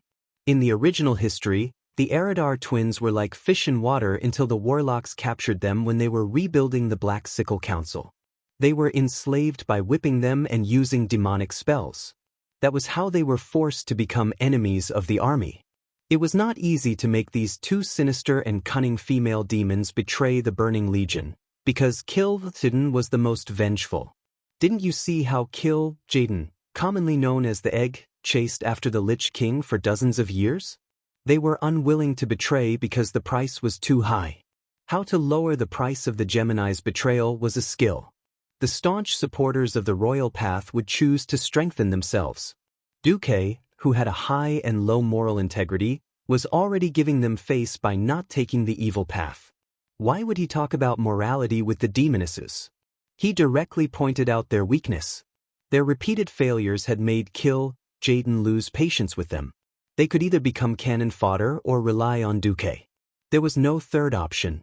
Although the Gemini's current predicament was all because of Duque threw out the bait to force the Eridar Gemini to betray them, not because he wanted to save the demonesses, but because he wanted to destroy the Burning Legion more efficiently. Of course, the ones who understood their own people the most were their own people. After being a Void Duke, Duque had a deeper understanding of the power struggle among the demons. Similarly, Duque, who was familiar with the original history, had a more accurate grasp of the Gemini's personality. "Don't worry, I won't ask you to be a meat shield or a vanguard." Duque's words struck a chord in the Gemini's heart. In history, the Black Sickle Council, which was made up of warlocks, was extremely weak. One abyssal lord had destroyed almost the entire Black Sickle Council. The shaman then discussed life with the 4 elemental lords and formed a Pan-Azeroth formation to fight against the Burning Legion. The Black Sickle Council did not have much to offer. They could only capture the poor Eridar Gemini and use them as warriors to fight. Unbeknownst to them, although the Gemini had great magic attainments, they did not like to fight. The Gemini were still best at scheming. Even if they were forced to fight against a strong enemy, they would still want a strong vanguard to fight at the front. In a sense, Duque's promise that he didn't need them to fight head-on was already an enticement. So when Duque said, "I want you to provide the Burning Legion with the absolute truth every month," the twins weren't surprised at all. "Sure. No problem. Wasn't it just intelligence? Just give it to him." As long as he could get out of this predicament, Gemini's promise was so straightforward that Duque sneered out of anger.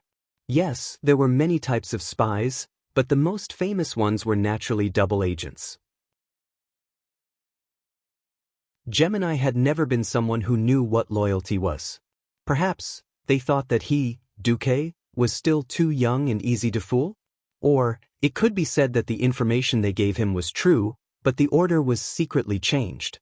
In this way, even if every piece of information was true, by changing the order to mislead, they could still come up with the opposite conclusion. If Duque wasn't an experienced transmigrator, he had watched spy movies, he would have been fooled in minutes. If this still couldn't be confirmed, Duque had been using the system Elf's lie detector to give an unqualified evaluation, which further confirmed Duque's thoughts. Duque's face darkened. "It seems that you don't know me well enough and think that I'm a master who is easy to fool. Since I've chosen you as my targets, you have no room to resist. I hope that in the coming days, you can remember this." The twins were obviously shocked that their thoughts were seen through. Because conspiracies had nothing to do with power, It was purely the experience of wisdom and experience. They couldn't understand why a human who was only a few decades old would suddenly think that they had a trick up their sleeves. However, if Duque wanted to make a move, they wouldn't just sit and wait. Auras used the violent flame scorch to set off a sea of fire toward Duque. Sololas used the dark and obscure shadow blade to sneak behind Duque and attack him. The twins' tacit cooperation was really amazing. Although there were all kinds of attacks from Gemini in all directions, Duque actually didn't need to do anything. He just needed to follow his heart and point out the general direction to deal with them, and the elemental emissaries would naturally do the work for him. In front of him, the fire demon manager Majoris suddenly appeared and used an exquisite and magical unknown fire magic to surround the front half of Duque's body in a hemispherical shape. Not a single bit of the female demon's flames could splash into the defense constructed by Majoris. Instead, her flames were swallowed and became part of the fire element controlled by Majoris. Behind him, the Black Witch Farina, who suddenly appeared in front of Duque's back, didn't move her feet, and her whole body turned into a dark human figure. As soon as the shadow energy from all directions got close, the magic-constructed shape collapsed, and like moths flying into a flame, they were sucked into the beautiful and coquettish figure. Shock immediately froze on Gemini's face. They had imagined that there would be a gap between them and a demigod, but they didn't expect the gap to be so huge. In the elemental domain, they were the ones who were completely beaten up. Unless they could find a form of power that was completely different from Duque's, they had no chance of winning. Duque sneered and raised his left hand. Don't think that only killed Jaden can control the soul and make anyone whose soul is captured suffer a fate worse than death. I know this trick too. Unlike the ever-changing and more basic elemental magic, shadow magic could be said to be Duque's cruelest trick. Since the opponent was a demon, Duque had no scruples. He sublimated the tricks from the Burning Legion and used them on Gemini. Dark energy was terrifying. The essence of dark energy was to burn the life and soul of a creature and turn it into energy. The soul shatter, which was derived from negative and crazy soul magic, inherited the cruel characteristics of the warlock magic. As long as more fire element was used as the basic fuel, it could ignite all the souls in the world. Almost instantly, Gemini's whole body was suddenly ignited. It was as if there was a black hole in her body, endlessly sucking in their souls to continue the burning of the flame. At the same time, countless small holy light spiraling swords flew out of Duque's body and flew in all directions in a magnificent and complex trajectory. Finally, they landed on Gemini and cut their bodies. This was a double torture of the soul and the body. And the third move, Mind Blast.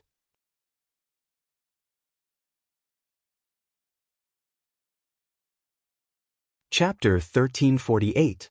This psychic blast was not the usual psychic blast. The signature skill of the Shadow Priest would not cause too much damage to the Gemini who was good at using dark energy and shadow. The core of the psychic blast was the terrifying mental impact. The impact was secondary, and the private goods mixed in was the main point. In the image, Kill Jaden, with only half of his body exposed from the portal, lay dead again and again in the Sunwell Highland. The Egg Elder roared, struggled, and angrily used its signature skills. There were many skills that the Egg Elder had not used for more than 20,000 years. Through the System Genie's 3D imaging, the image was almost completed frame by frame. Then, using the blurry feeling of a certain someone traveling through time and space, the quality of the image was degraded to create a more realistic effect. The final finished product was this scene where the Burning Legion was defeated once again. In the Gemini's heart, there was a huge wave of emotions. Because of the burning of the soul and the body, the pain was unbearable, but the collapse of the faith in the heart was the biggest blow to them. As the intelligence experts of the Burning Legion, even if they were no longer in an important position, they still vaguely understood the possible next step of the Legion.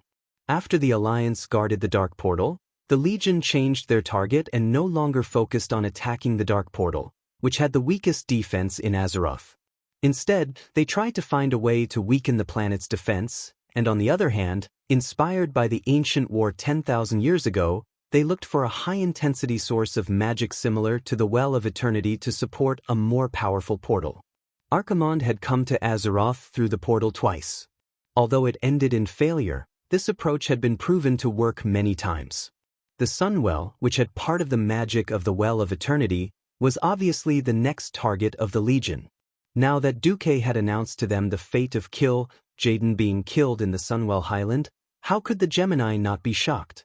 In this way, was this man who had become a demigod not destined to destroy the three heads of the Burning Legion? If even Jaden was defeated, and if Duque came up with some strange idea and blew up the Twisted Void, then the Burning Legion would really be finished.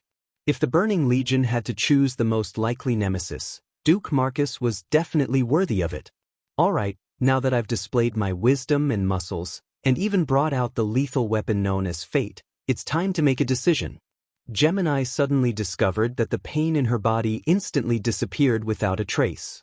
Their limbs were all scorched black, and they lay heavily on the ground, their bodies drenched in sweat. Ignoring the weakness of their bodies, they struggled to support their arms with their elbows against the floor of the bridge so that they could look up at the demigod, an existence even more terrifying than a true god. Although Azeroth and the other true gods were strong, weren't they still beaten by Sargeras back then? There had never been anyone like Duque who could foresee the enemy. If he could foresee everything, in theory, all conspiracies would be ineffective against him. If they were still the capable subordinates of Jaden more than 10,000 years ago, they might be interested in challenging their ultimate enemy, Duque, to see if he had really expected everything. Unfortunately, things were different now, and they no longer had the confidence to do so. Gemini looked at each other and said at the same time, "You'll get the information you want." Very good. Duque raised his chin slightly and looked down at the Eridar Gemini at his feet. Send the information to the Karazhan.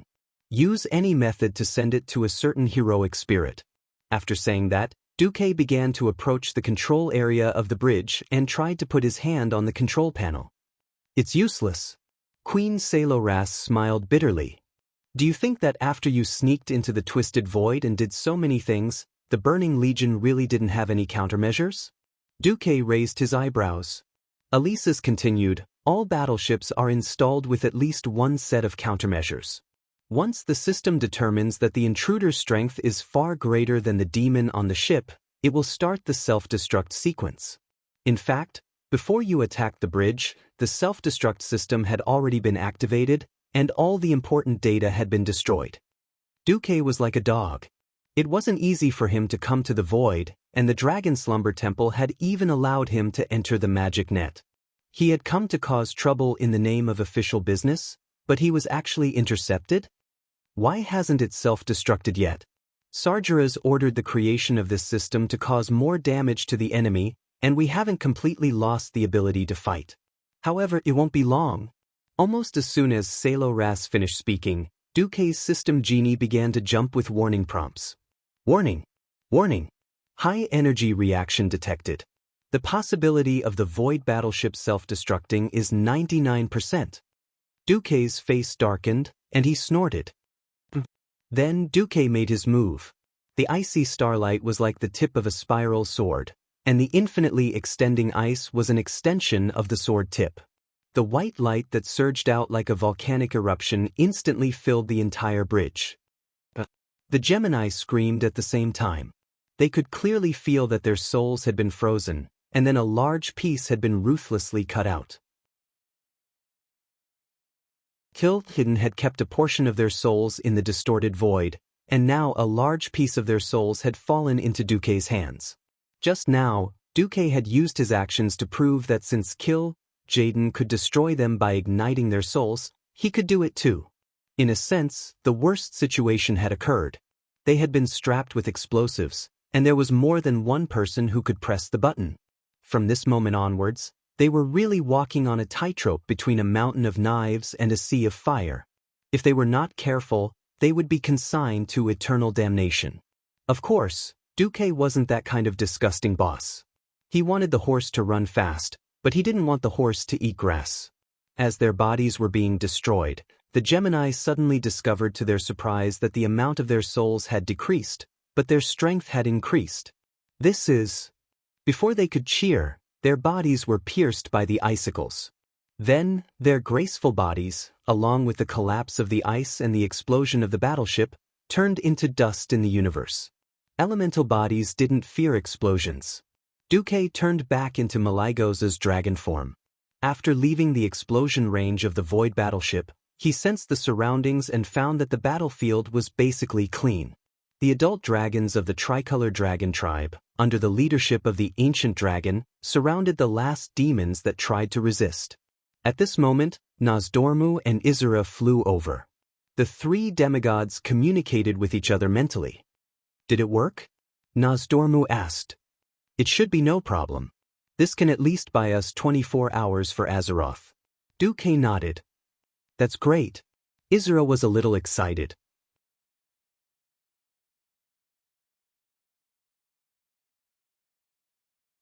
Chapter 1349. From the Burning Legion's point of view, since the Eridar Gemini had been used as cannon fodder, it proved that the 4 dragon aspects that should have been in on Karaj were still in the void battlefield. So it didn't matter if they were defeated or not. After all, they had already completed their task of delaying the dragon aspects.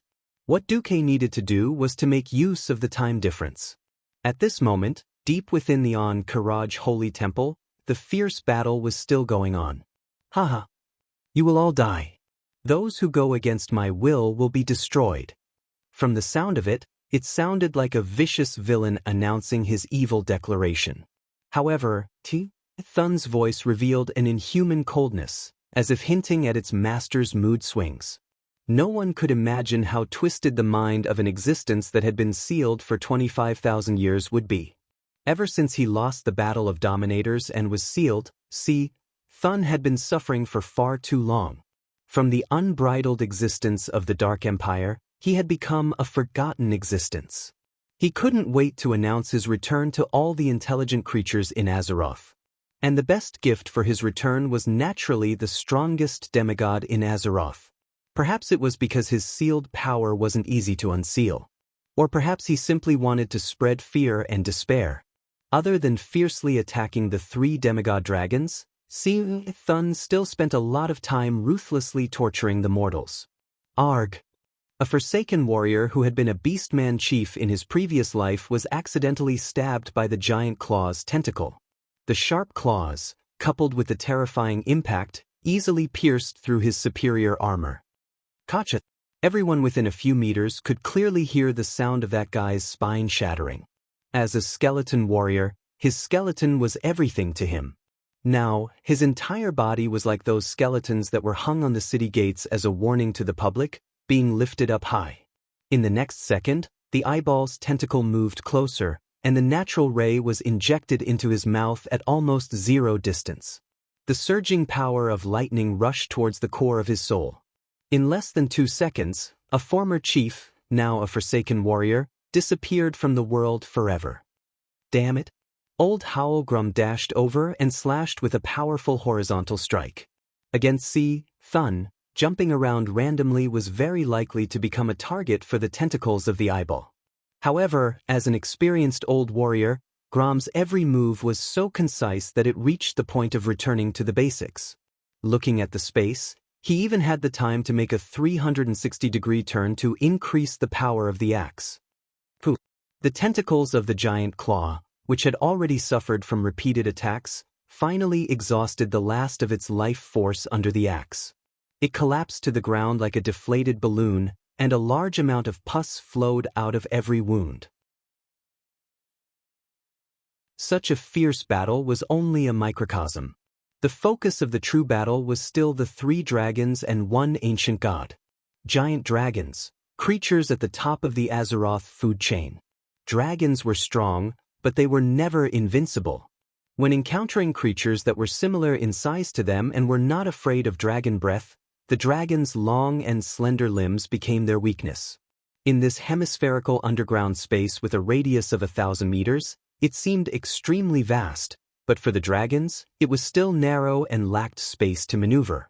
When Nozdormu and Isra left, Duque immersed his mind in the magic net to control his clone in the void battlefield. the battle situation became worse.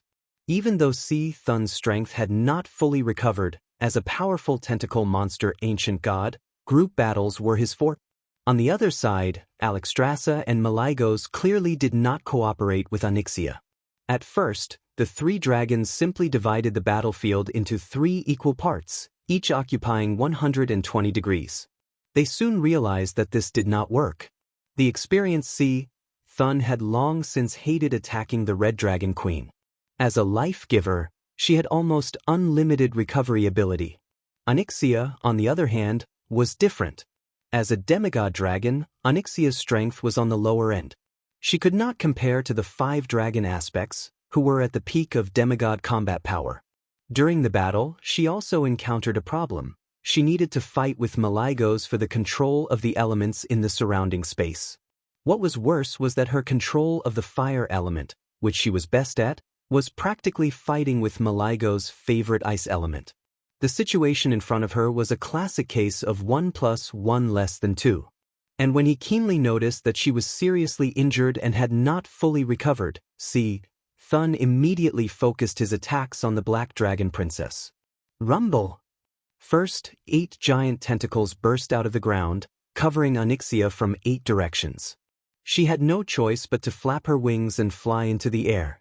After all, in a competition of brute force in front of an enemy of similar size, the absolute strength of the dragons was at a disadvantage.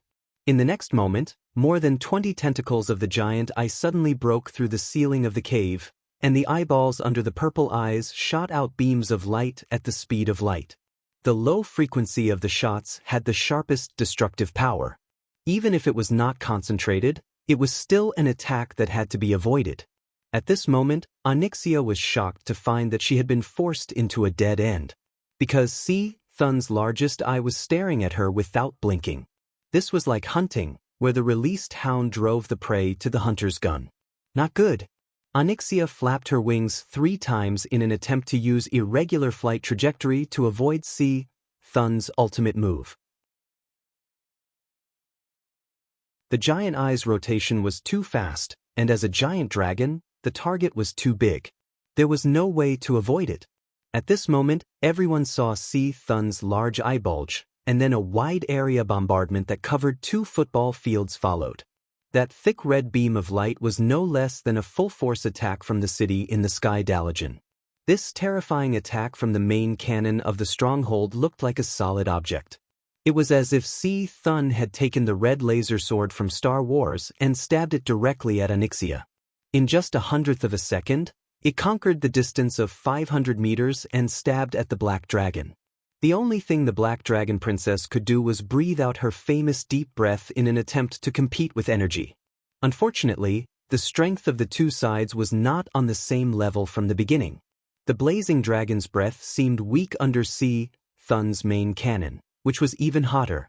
Onyxia's deep breath, which gathered all of her strength, finally failed after resisting for a few hundredths of a second. The beam of light pierced through the dragon's breath and went straight in the direction from which the dragon's breath came. It went against the flow and blasted towards Onyxia's head. The rippling fire elements even set the surrounding space on fire in an instant. Onyxia was shocked. I don't want to die like this. If my ultimate fate is still death, then what's the point of me being a mount? You're tuning in to the Passion Pages YouTube channel. We're so grateful for your support, and don't forget to subscribe to join us on this incredible journey through captivating stories. Your generosity through donations truly makes a world of difference, as it's the primary source of revenue that allows me to expand and enhance this channel for you. Thank you from the bottom of my heart for being a part of this adventure.